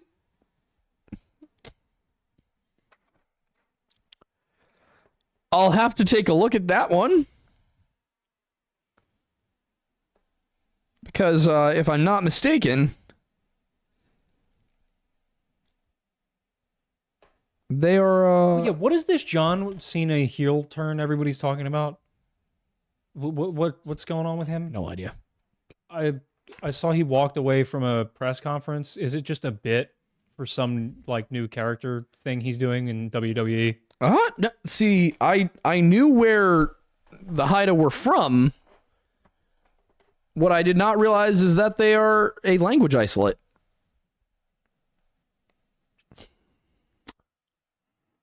All right. Might have to look into that one now. I'm excited. Also, didn't know that John Wayne played Genghis Khan at one point, which is interesting. Also, Lawrence of Arabia is a really cool movie. Oh, it's so good. It's unfortunate that Alec Guinness has to play an Arab guy. Yeah, because the problem is he's really good in it, but he's so good in it. He's so good in it, but it's not a good thing. I think that one you can give a pass to because it was made in like 68 and there weren't a ton of Arab actors. We could talk about the reason there weren't.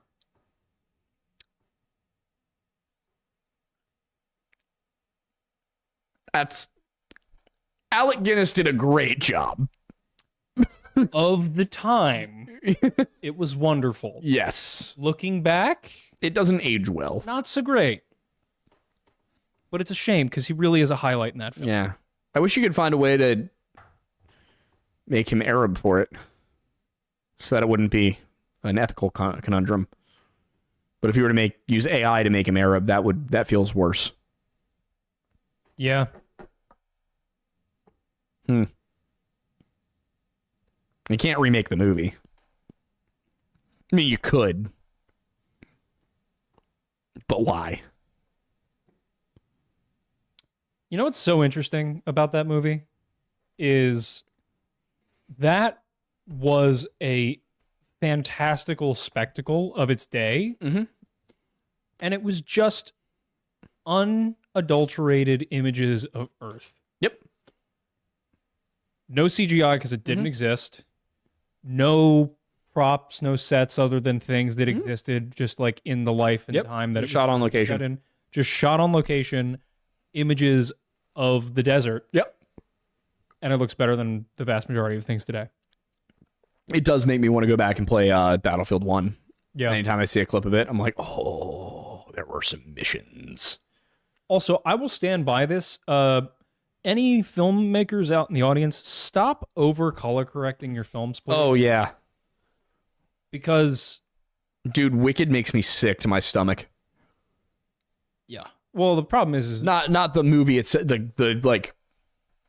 visuals. Yeah. Well, it's just lack of intentionality. There's a great video that somebody made about that. And it's because a lot of those films nowadays, because they are so concerned with matching the market, they're shooting everything with really flat lighting and really flat general coloring. And then recoloring it. And then recoloring it to fit what they think is going to be best in post. Yeah. Instead of making the decision ahead of time. It doesn't look as good. That's the problem. Is there are certain things you can change in post.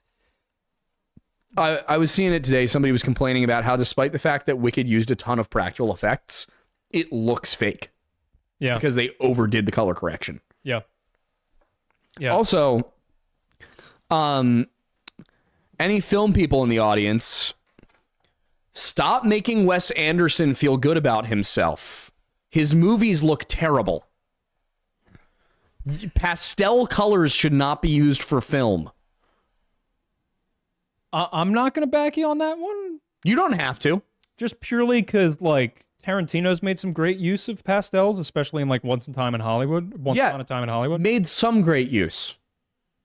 Your entire movie shouldn't look like you chose one color and made everything a shade of it. The hell was Moonrise Kingdom? It's art. You know why I haven't watched The Grand Budapest Hotel, even though it's got great reviews? Why? Because I hate Wes Anderson. Yeah, that's fair. He makes me angry. Most of his films I still have yet to have watched. There's one time that I've watched Wes Anderson. It was when Family Guy made fun of him. I think a person who is a prime example of fantastic, Roger Deakins, obviously. It was a pleasure to be able to get to meet him a couple years ago. Like, phenomenal Getting there.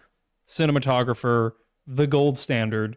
Unfortunately, who I'm going to reference, I don't know who his cinematographer is, but almost every David Fincher film is just gorgeous. Mm-hmm. Like, I just rewatched Seven again.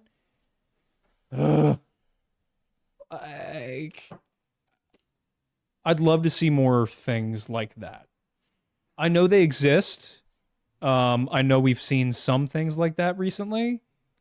And I know that was the exception even then.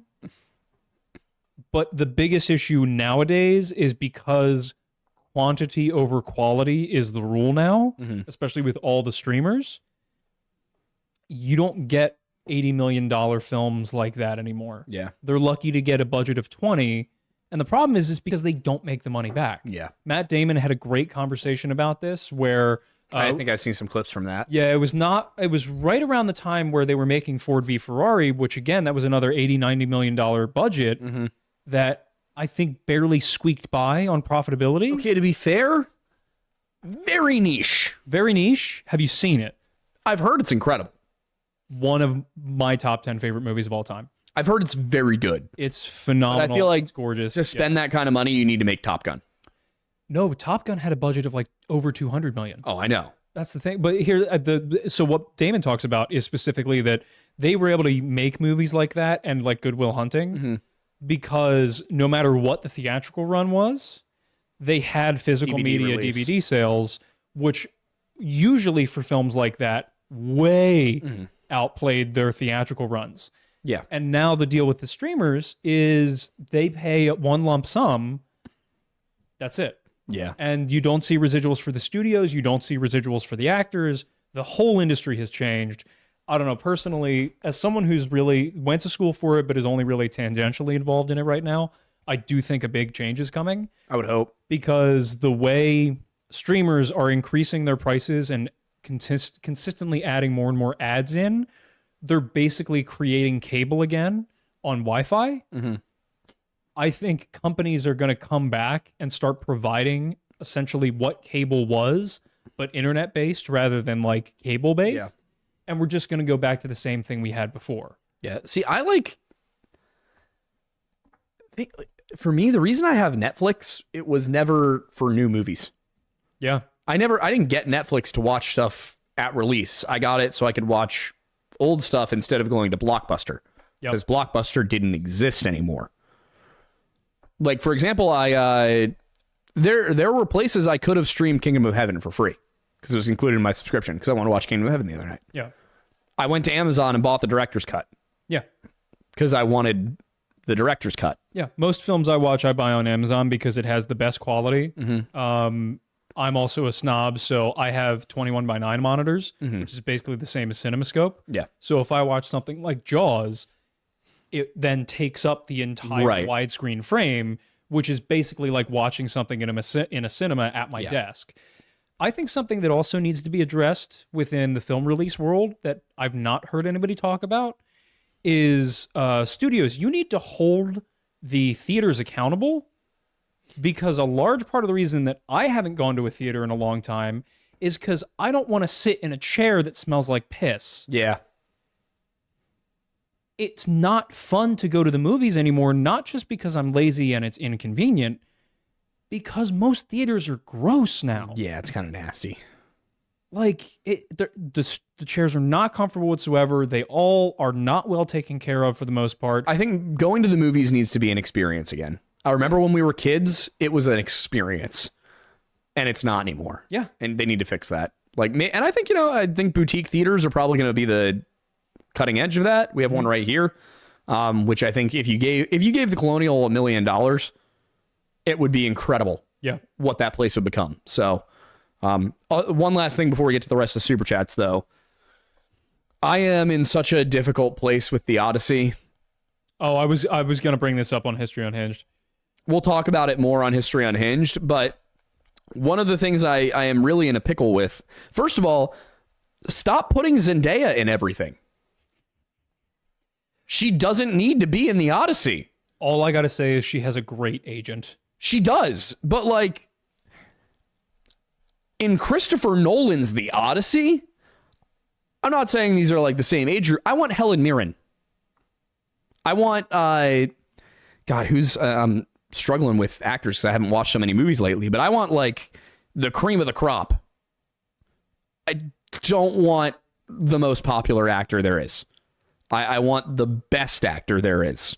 I don't want, like, I think Matt Damon was a good choice for that movie. Honestly, I'm pumped. Yeah, I think Matt Damon was a good choice, but I'm talking, I want to see people like Tom Hardy is a really good actor. He's not a huge name. I want those people. Yeah. I will say I want Daniel Day-Lewis. Nolan generally does a good job with that, though. He does, but this happens with a lot of his movies. Like, Harry Styles did not need to be in Dunkirk. Nobody went to watch Dunkirk for Harry Styles. Nobody's going to see The Odyssey for Zendaya. Also, my bigger problem with it is that is not Mycenaean armor. That is classical Greek armor, and I understand the Mycenaean armor would look ridiculous. It's silly. Yeah. And you're going for the look Troy had. But you know who wasn't in Troy? Zendaya! No, but Brad Pitt was. And and he was phenomenal in it. But you have to remember who Brad Pitt was in 2004. I guess, was he Zendaya, though? The male version, yeah. I guess. I don't know. Granted, it's nothing against Zendaya. I'm just like, she's in everything. Doesn't need to be in the Odyssey. I want the Odyssey to be like a beautiful piece of film. I want the Odyssey to be like Gladiator. You know? It very well may be. Zendaya is going to have to put on a better performance than she's ever put on in her life.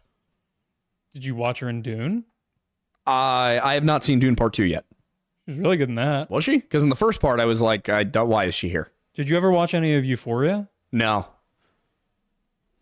I think the issue here is you haven't really seen her acting range. I will admit most of what I know of Zendaya is from the Spider-Man movies and Shake It Off. Okay, yeah, you really haven't seen her acting range at all. Okay, because as far as I've seen, she is a Marvel actor. No, she does that for the paycheck. The Euphoria, Dune, stuff like that. Like she is very talented. All right, I'll watch Dune Part 2 and then I'll decide if I'm going to keep my opinion on this. I will give it to Timothée Chalamet that he is growing on me. Yeah, I haven't seen the Bob Dylan movie yet, but I do. The more I see of his stuff, the more I like. He was really good in Dune. Yeah, like he won me over in Dune. He was really good in Dune. He's really good in Dune Part 2. Okay, I'll need to watch it. Yeah. All right, we have more super chats. We do, and we got to go home. We already did Zork. Chimp with a hand grenade for 199 says, blame the crucifixion on Marx. I don't think you can go Marx backwards. I can't do Marx backwards. Yeah. It has to be something that happened after Marx. Yeah. Could you? You can no. I'm not going to do it right now. I will think about it and then do it next week if we come up with something. You can blame the Holocaust on Nietzsche. You can? Oh, yeah. Oh, yeah. The H-Man was a big follower. Why do I get the feeling he probably didn't get it? Well, Nietzsche was extremely anti-Semitic, and he also... Most people in Europe in that class were. But, like... For, like, 1,000 years. But, like, borderline militantly? Oh, good. That's not great. And he was the one who came up with Übermensch and the Aryan state. Oh. Yeah, he's really responsible for what happened to Germany in the 30s and 40s. You know what? Shout out to John Locke. Dude was just Nailing it point for point. Like, in a time when everyone else was saying some whack shit, like Nietzsche, John Locke was like, you know what? Freedom's pretty cool, guys. We should be free. yeah, like Nietzsche didn't do anything besides words, but his words certainly motivated some people. Locke's like, you know what? I think humans are inherently good, and I think they should be trusted. That's a dope outlook on life. Locke, if I remember correctly, was the origin of life, liberty, and the pursuit of property. Not the pursuit of happiness? No, that was an American thing. Oh, I was thinking about this recently. I feel like property taxes are inherently inhumane. Buddy, wait till you hear about all taxes. No, I know. No, but specifically property taxes because it's taxation for living. Oh, yeah. Because you have to live somewhere. So you're essentially... I think an occupational tax is better than a property tax. That's 100%. What we have here. We also have property tax. Which camera are we using right now? The main one. Right. We also have property tax. The borough council here is very corrupt and we hate them. But no, an occupational tax makes more sense. Just instead of taxing me on the property I own, tax me on the money I'm making. Yeah. You're already doing that. Yeah. Like, but I should not be able to lose my home because I didn't pay for the property I already own. Yeah. I'm not renting it. Like, when we get the ranch, I'm going to file for it to be its own municipality. Yeah. And we just won't have taxes. That'd be great. Yeah. Because that's the thing is, like, it really is, if I own it, why am I paying taxes? Yep. That's not ownership. Yeah. I love paying taxes on every transaction I make. Yeah. The whole idea, I understand that the idea of taxing property is to prevent people from buying like 16 million acres and then holding on to it forever. That's not the intention. The intention is to fund local goods and or local public services. There's just other ways to do it. Yeah. Like, no. It's my property. Yeah. I'm not, and to be clear, I don't own any property. This isn't me trying to defend my own position in society. I don't own property. Has anybody attempted a suit? You can't. That says property taxes are unconstitutional? You can't. Why not? Because the Constitution doesn't say anything about property taxes. It says that those powers are left to the states. Yeah. There's got to be a way to do it. There's got to be a way to find it. Legislative. You'd have to come up with a bill. You'd have to pass that bill. They'll never do it. No, they will not. You know what I learned recently? What? There was a great video of Piers Morgan where Dave Rubin and this guy named Gary Stevenson were on. Okay. And Gary Stevenson was apparently a trader for Citibank. He grew up in a really poor area of the UK, studied really hard, worked really hard, started trading at Citibank, and became their top trader and one of the top traders in the world for like 14 years. Okay. And he said in a book that he wrote, and also he's got his own YouTube channel as well now, that the only reason he made money is because the only thing he ever bet on the stock market was that conditions for the working and middle class were going to get worse. And he was right every time. And that's how he became the highest paid trader at Citibank. That's insane.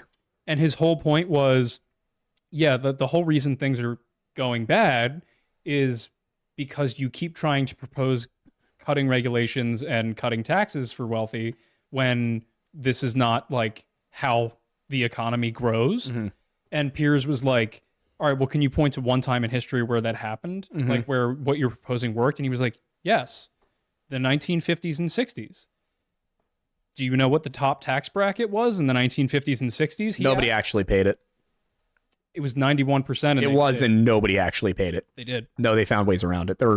Nobody actually paid that tax bracket. The way they went around it was to reinvest in their businesses. In some cases, yeah. Yeah, and because it was the only way to not pay it. There were also tax shelters and overseas 100%. accounts. But the reason why you saw so much prosperity at that time was A, it was the introduction of credit lines, and B, because in order to not get taxed on that money, they then reinvested it in the wages for their employees, funding R&D departments, all these different things. and the taxation that happened from people buying during consumerism because they were being paid enough to buy things funded some of the mega projects like the highway system and all this fun stuff. And Gary's whole point was the reason for the taxation brackets like that was to prevent what's happening now, which is excessive asset accumulation by the mega rich, because the top tax brackets then were essentially like the multi-millionaires now. And the problem is that like what we're seeing in the housing market around here, they're able to, through corporations and their own money, buy cash for houses that working and middle class people can't afford. And they're stockpiling assets to avoid taxation and also to increase their monetary value through assets in like interest baiting, essentially. That wouldn't work today because of overseas tax havens. People just move their registry to Ireland or Cyprus. Couldn't do that in the 50s. No, I'm 100%, but I'm also saying like... Yeah, I see where you're coming from. It's just like there's a reason that doesn't work anymore. To an extent. What would work is, not overtaxing the middle class into oblivion. That's the problem. Like that would if you stopped taxing everybody a third of their income, that'd be great. Well, that's the thing is back then there were 24 tax brackets. Yeah, that's too many. Now there's 6. 15% flat, done. Yeah. I need that money more than the government does. No, I agree. I don't care if rich people are rich. I care that I'm not poor. I agree. And the government's the only thing making me poor. And we're getting too much into politics. Fair enough. There's more super chats.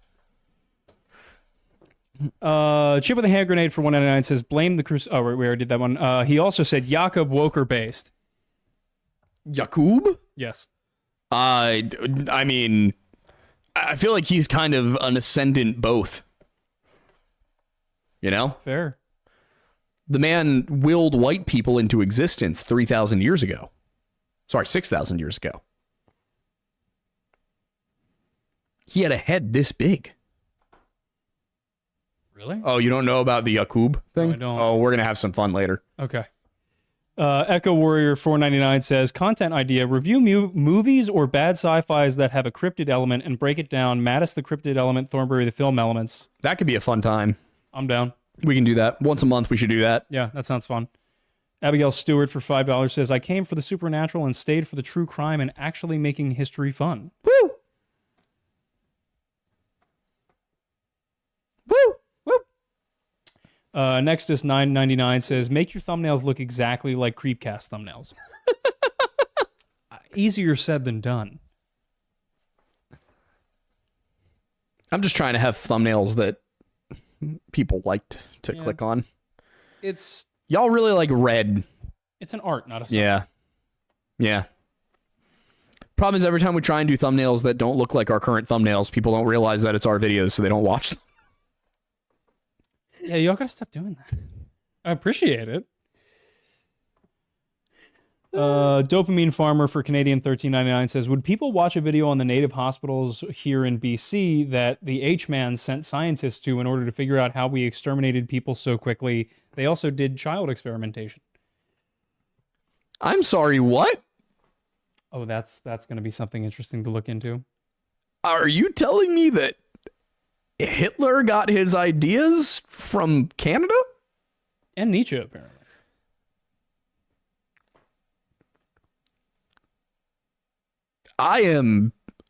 Wow. That is...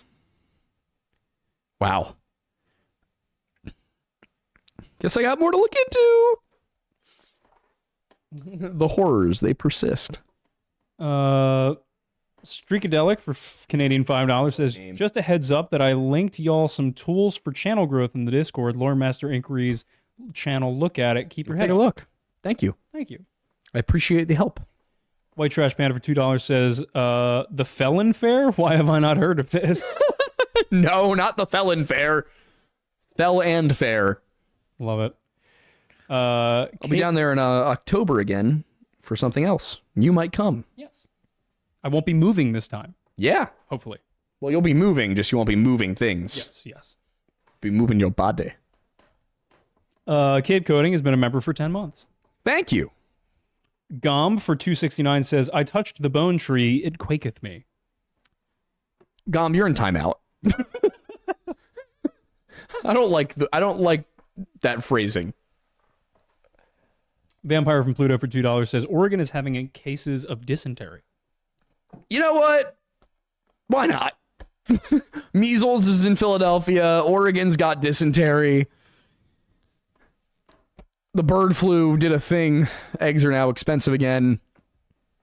Everything's happening. Everything everywhere all at once. Yeah. Ceaseless. The Chinese are doing so much Twitter propaganda right now. Oh, there is so much Chinese. Like, it's weird. Like when we banned TikTok for 2 hours and everybody switched over to Red Note, I think the Chinese government saw an opportunity. And now there's just a ton of really stupid Chinese propaganda on Twitter. Like what? Just sword rattling, you know, them being like, you know, talking about how they're so strong and they're so tough. And like, I mean, it's the kind of thing that, like, if Americans were posting the way they post, you'd be like, this is the most obvious propaganda I've ever seen. You're an idiot. Yeah. If you believe this. But you've got a whole bunch of people who hate the West, so they're like totally buying into the Chinese stuff. They act like China has no poverty, like China has no ethical violations of any kind. Meanwhile, they're bragging about how China is this incredibly ethical, moral place where everybody lives perfectly. Meanwhile, they're bragging about the fact that a Chinese fleet has been sailing around Australia for the last 2 weeks, like just outside of Australia's national territory, and nobody's doing anything about it. And I'm like, can we not do another world war? Look, I get that we're approaching a point where we have mutually assured destruction again. Can we not do another world war? I don't really feel like getting sent overseas. Yeah, me neither. I'm having a good time right now.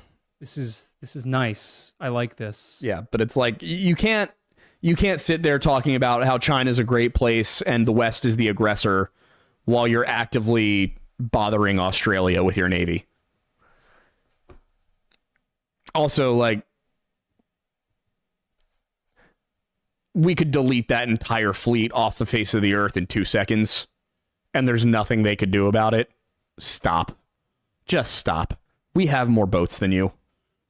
We have more planes than you have boats. I will say, I don't love the fact that we are actively pissing off the majority of our allies right now. It's probably not great, but I don't understand the mentality of making them... We're walking towards another World War I era. Well, because we shouldn't have to fight all their battles for them. But I agree, but getting to the point where they're doing it because they're pissed at us? Anyway, this isn't a modern politics channel. No. If you want that, go to Stephen Bell's channel. Yeah. Ceaseless Searching for 503, love the specificity, says, mild spicy calendar suggestive images give research and journalism a fresh new look. Oh, hell yeah. Oh, we'd love to see it. We'd love to hear it. Dopamine Farmer for Canadian, $6.99. Unsub, I can't be judged by a jury of my peers because I would have been smart enough to get out of jury duty. Just jumped. Oh, no. There's no way to jump that much. We're going to find out. What? No. Yeah, it did. Oh, no. We're so close. I know. Darth KK for $5 says, this might be better to ask in Weird Bible, but have you guys watched the show House of David on Prime? And if so, what are your thoughts? I haven't. I have not yet. I probably will, but I have not had a chance. I'm always very worried about TV shows about Bible. What? I can't read that from here.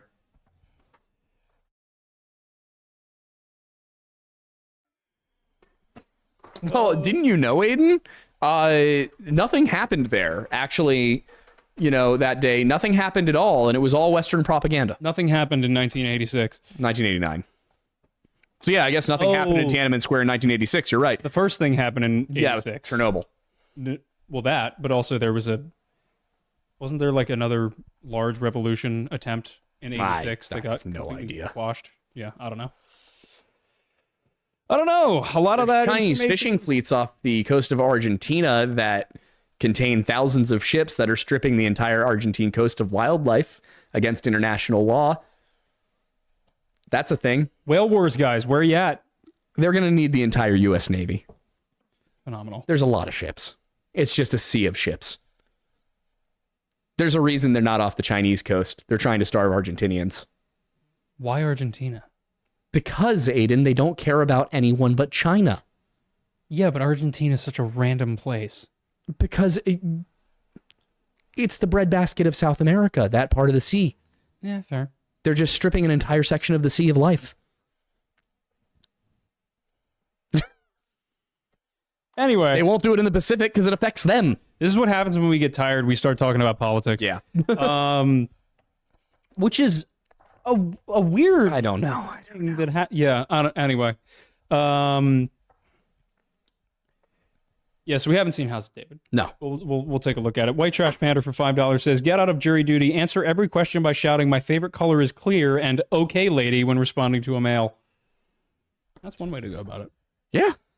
Or okay, sir, talking to women. That'll get you punched. Yeah. All things Buffalo. Okay, Daddy? To anyone. They probably hold me in contempt for that.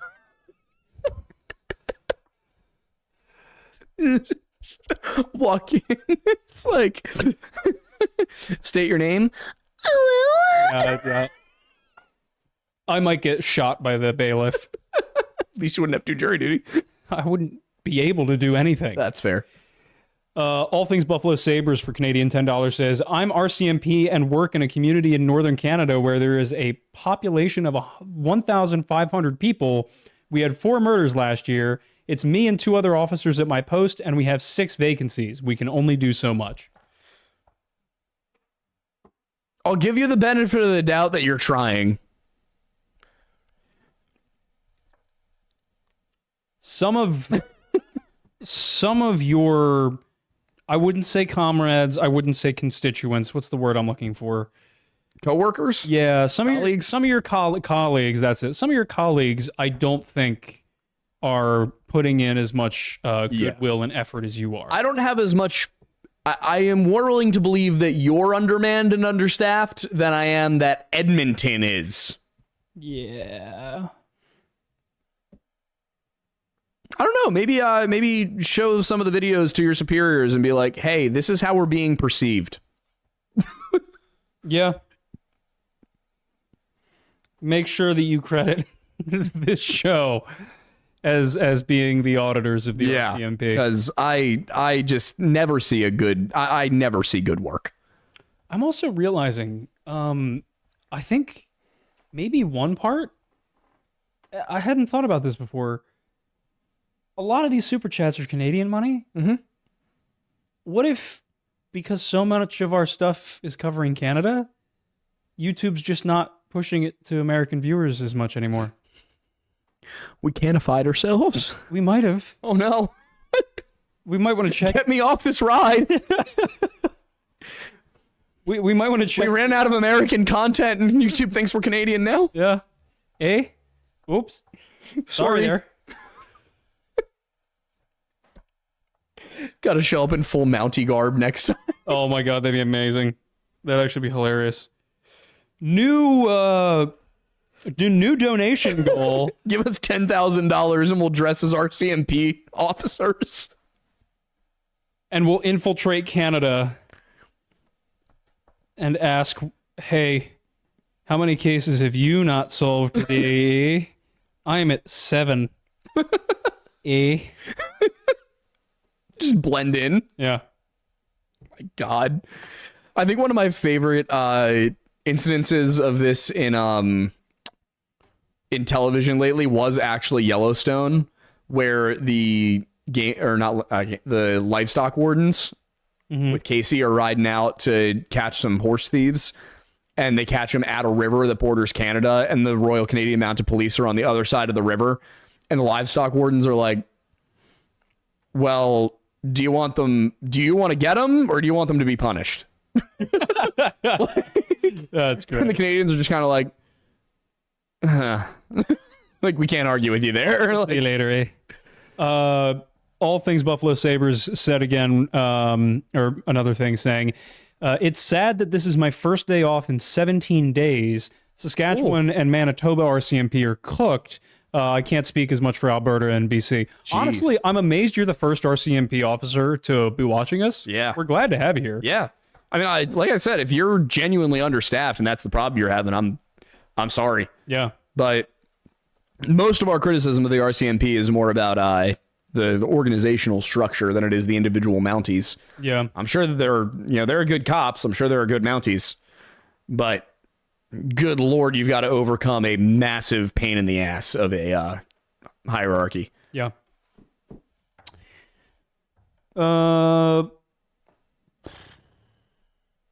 A7XM Shadows 1919 says, I am OSHA certified. You can read that. Not allowed, just bailiff, whack his pee-pee. incredible. Mods. One thing I love the thing that's like a streamer calling for mods has the same energy as a king calling for their guards. Yeah, basically. Aaron is a new member. Thank you. Thank you very much. Cybane has been a member for 4 months. A lot of 4 months members. Yeah. Did YouTube what did we do 4 months ago? Sometimes it does just lapse. But anyway. 4 months ago, John Bonet? Maybe, yeah. Yeah. Alex Corp for 199 says, Mattis, show Thornbussy the chart from stream, please. Oh, is this the chart? Is this the gay? Yeah. I'll pull it up. I'm vaguely offended I'm not on it. Yeah, you were left off. Well, most people who only watch the Friday stuff don't know I exist. That's fair. So. I don't know where. There it is. Yeah. Yeah, Buffalo Saber's back at it again, saying the problem is the organization. Guys on the ground are not the issue. It's the hierarchy. Too many want to be the guy in charge making the decision, or on the other hand, lack of decisions. Yeah, that makes sense. Sounds about right. This is smaller than I remember. That's a different chart. That's a chart they made. Oh. Yeah, the one that Hex made is extensive. Oh, wait, hang on. What? Oh, I'm brown. No. Where the hell am I? Are you on it? Green? Oh yeah, I'm dark green. Where are you? I am top right corner of Dom top. They put me at bottom left corner. I don't appreciate it. Well, they did it just to put us on direct opposites, yeah. I will have you know that an actual gay man on Twitter put me mildly in the Dom top section. I find it interesting that Brandon is sub top. Yeah, I asked how that was possible too. Anyway. And of course, Wendigo is true neutral. Oh, yeah. Ugh. Abigail Stewart for $2 says, protesting not a cult makes it more culty. Yeah. I keep telling him this. He won't listen. It's not a cult. I have not declared myself a religious figure. Yes, you have. When? On history. No, on drunk folklore. I only said the Messiah. I said, how dare you question the Messiah? I didn't say I was the Messiah. No, you said they would never kill the Messiah. They would never kill their Messiah. Or something. It was along those lines. There was death involved. It's not a cult. It's just a very loyal group of followers. Are social media follower accounts cults? Are we a cult? Probably. By the technical term of it, historically, technically. So, yeah. Yeah. All right, well, let's We're cult leaders. Yeah, oh God. Would you like to become a cult leader? Since the death of God, there's been a vacancy in that position. God. Would you like to learn more? The real William something, I can't read it because your thing just came in and says, it's a cult. Ugh, it's not a cult. He either said multiple times, Aiden. Amazing. Gom said for $5.69, honestly, Aiden's America can do no wrong mentality is troubling. I don't have an America can do no wrong mentality, though. I mean, how can the not cult take over the country if the current system is not bad?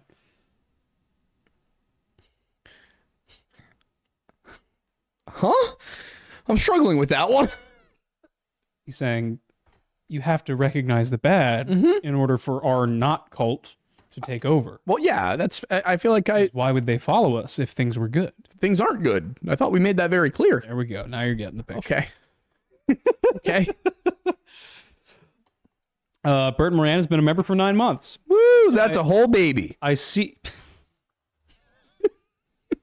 Every time I log into Discord, I see that you have messaged me. I have not responded yet because I know if I open it, I'm gonna get distracted by something and not respond properly. I'm in the same boat with like all of my messages. And if the notifications are gone, I'll forget that they ever showed up. So I see you. I will get to you soon. We need clones to be our personal assistants more than anything. You know that Michael Keaton made a movie about that. He did? Yeah, it was called Multiplicity. Of course he did. Okay. He made a clone of himself to be able to relax more and have the clone do more things. Then the clone made a clone. And then the clone's clone made a clone. And they all had different personality variants. I feel like there was a Jimmy Neutron episode that made fun of this. Yeah, there definitely was. Yeah. It's a good movie. It's like classic comedy, Michael. They just couldn't handle the Neutron style. You know that one? Yeah. Yeah. Classic. Yeah. Good stuff. T. Randall Photo for $2 says, did you check around back? Please tell me you got the pics. Yes, we did. They were phenomenal. Thank you so much for sending those over. Those are amazing. We just need to figure out a place to put them. Yes. Probably in the podcast studio would be my guess. Also, whoever was the first person to send us the wedding invite, we don't know where it ended up. Sorry. It did get shifted around. Please send us a copy via Discord. Yes, please, because we want to see if we can make... We are going to at least send a gift. Yes. But we are going to see if we can make the event. Yes, because we have the other one right here. Somebody else sent us a wedding invitation. Apparently, we're just getting invited to weddings now. If we become the YouTubers that go to people's weddings, I am so down for that. I am so down for that, too. Fuck yeah. Oop. You did a bad word. We are... It's okay, I'll whack his pee-pee afterwards. We're 3.5 hours in. I think I'm so tired. No, so am I. Oh my God, 3.5 hours. Yeah, I know. This is horrific. Go to bed. Guys, stop super chatting. We appreciate it so much, but we are sweeby. Farm Sim Nation is a new member. Woo. The real William White is a member for 10 months. Woo. Kel and I talked about the Genghis Khan thing earlier. Captain Epic one for $2 says everyone in this chat lost the game. How dare you? Kel and the official data for 223 said they were also filming in radioactive fallout. What? Huh? What are we talking about here? Probably for the Searchers because they were filming in Nevada and Utah and such. Oh, did John Wayne die of cancer? Yeah. Yeah, that makes sense. Yep. Well, there we go. There's that. The military-industrial complex killed John Wayne. Military-industrial complex, go burr. Chip with a hand grenade for $1.99 says Justin Trudeau moment. Oh, God. Oh, yeah, for Alec Guinness. Yeah. What a shame. Zork back at it again, destroying for a Canadian 556. And just because I want to hear you laugh again, put on your tinfoil hat for the source, New Zealand skeletons in the closet. Okay. I'm looking at it. Also, yeah, Kel and I agree. Streaming has become cable with extra steps, and by physical media, it's better sound and resolution due to not needing the internet connection. Agreed. I'm going to start buying a lot more Blu-rays. I'm actually considering starting a film review channel / just like film commentary channel as an excuse to buy tax-deductible physical media. Would you guys watch me talk about movies? Wouldn't really be my face. But yeah, I'm thinking about it. I already bought the Blu-ray ripper for doing that ages ago. Because this is a thought I've had for a while, but I don't know. TVNZ Cairns documentary claiming 7-foot Celts arrived in New Zealand before Maori. Before Mary? Maori. Got it. Yes, you heard that right. Contradicting the scholarship of literally every respected historian. The 2-part documentary, New Zealand, Skeletons in the Cupboard. It's just that not only Celts, but also Australian Aboriginals rocked up to New Zealand long before the Maori. Oh my God. Oh, wow. This is a lot. Sweet. I will heavily consider doing it. In Discord, let me know what movies you would want me to talk about. I definitely want to do Jaws, Master and Commander, Jaws 2 in particular, because I think there was a missed opportunity there. There's a few others that are on my short list, but I will need recommendations because a large portion of creativity in my brain is taken up by doing the job that we already do. So... Quiet Dignity and Grace. Ever consider there is a serial killer in the RCMP? Yes, actually. There are a number of people who think that that might be why the Highway of Tears exists. Is that a number of the people killing people might be RCMP. Wow, that's sad. Yeah. Whole thing's sad. Oh, what else we got here? Abigail Stewart said, for $2, FYI, Creepcast is Papa Meat and Wendigoon. Yes. Real quick, Tombstone, that film doesn't get enough recognition. I feel like Tombstone gets a lot of I was recognition. gonna say, it's considered like one of the greatest Westerns of all time. Is that... Still not sure what I'm Your Huckleberry means. It was a saying at the time. I think it had to do with Huck Finn. Maybe. I don't know. He looked baller while he said it. Yeah. Also, like, I think one of my favorite scenes from that movie is him flipping around the cup. Yeah, it's so good. At that point, he's like, I don't know, darling, should I hate him? And then he says, in vino veritas. And then he says the Latin, and he's like, oh, he's educated as well. That's it. I do hate him. It's such a good movie. It's so good. Oh, God. I would have loved to have seen a James Dean movie starring Val Kilmer as James Dean. Yeah, that would have been good. There was a James Franco one. I haven't seen it. Me neither. But, yeah. Anyway. Chip with a hand grenade for $4.99 says, show Thornbussy the Lore Lodge and Friends YouTuber. Oh, yeah. We have. Yep. Wizard's Workshop for $10 says, are either of you gentlemen into other fantasy like Brandon Sanderson and his Cosmere universe? Robert Jordan's Wheel of Time, Patrick Rothfuss, Joe I'm so lost on all that. Yeah, no, those ones, no. I got my first fantasy series was actually the Chronicles of Xanth, believe it or not, by Piers Anthony. Other than that, though, I think the main ones that I haven't had a ton of time to read for pleasure in the last couple of years, but main fantasy stories that I was looking at were like Ranger's Apprentice, which I understand was a kid series, but still just phenomenal. A Song of Ice and Fire, Lord of the Rings. I feel like there's another one that's on the tip of my tongue that I used to read a lot, but I can't remember what it is. I'll have to remember it. So Sergeant Buck commented, I'm your hucklebearer. Pallbearers used to wear huckleberry blossoms on their lapels. Oh! That makes sense now. Yeah. Also, You're No Daisy. Yeah. Apparently that was, I don't know the origin, but that was also of the time. Gotcha. Daisy had like a negative connotation. I don't know what it's from. Sergeant Buck, if you know, that'd be amazing. Yeah. We got 3 more. The Real William White for $2.64 says, it's a cult. Sergeant Buck for $5 says, we're not a cult, officer. We're a very enthusiastic book club. Yeah. Yes. And then Miss Maury for $2 says, chat has decided to steal the ADD meds more often. Oh, no. Fair. Oh, no. If you guys like these streams... Yeah. This is what Lore Lounge was. The last hour and a half of this is what Lore Lounge was. So yes, we could bring this back. Yes. I have had such a bad headache for the last 2 hours. I'm so tired. Like, my brain is pounding right now. Want me to hit you in the head with the axe? I feel like that would increase the pounding. Or end it permanently. True. But then I'll that's basically the same as jury duty. Okay, yeah, good point. Okay, so while you're in selection, I will burst through the door dressed as a giant panda and kidnap you. Yes. I don't have much beyond that for the plan right now. I think it'll work perfect. I think they'll be like, you know what? Whatever he's going through, he doesn't need to be here right now. Sergeant Buck says striking out on your daisy. It's okay. I appreciate the effort. All right. Well, that's it all. Thank you guys for being here for 3.5 hours.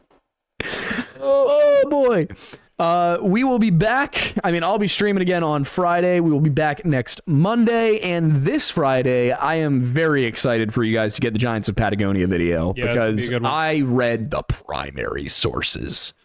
I went back and I read a work by Antonio Pigafetta as well as Sir Francis Drake. So that's going to be a fun one.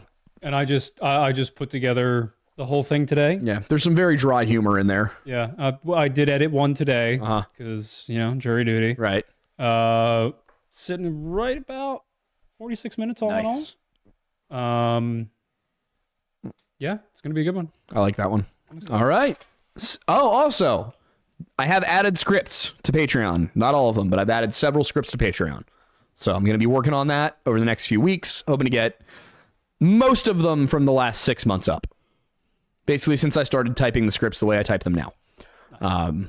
The other ones that were a little bit older, they're going to need to be re-edited because they're all bullet points. But, all right. Nice. Bye, guys. Very nice.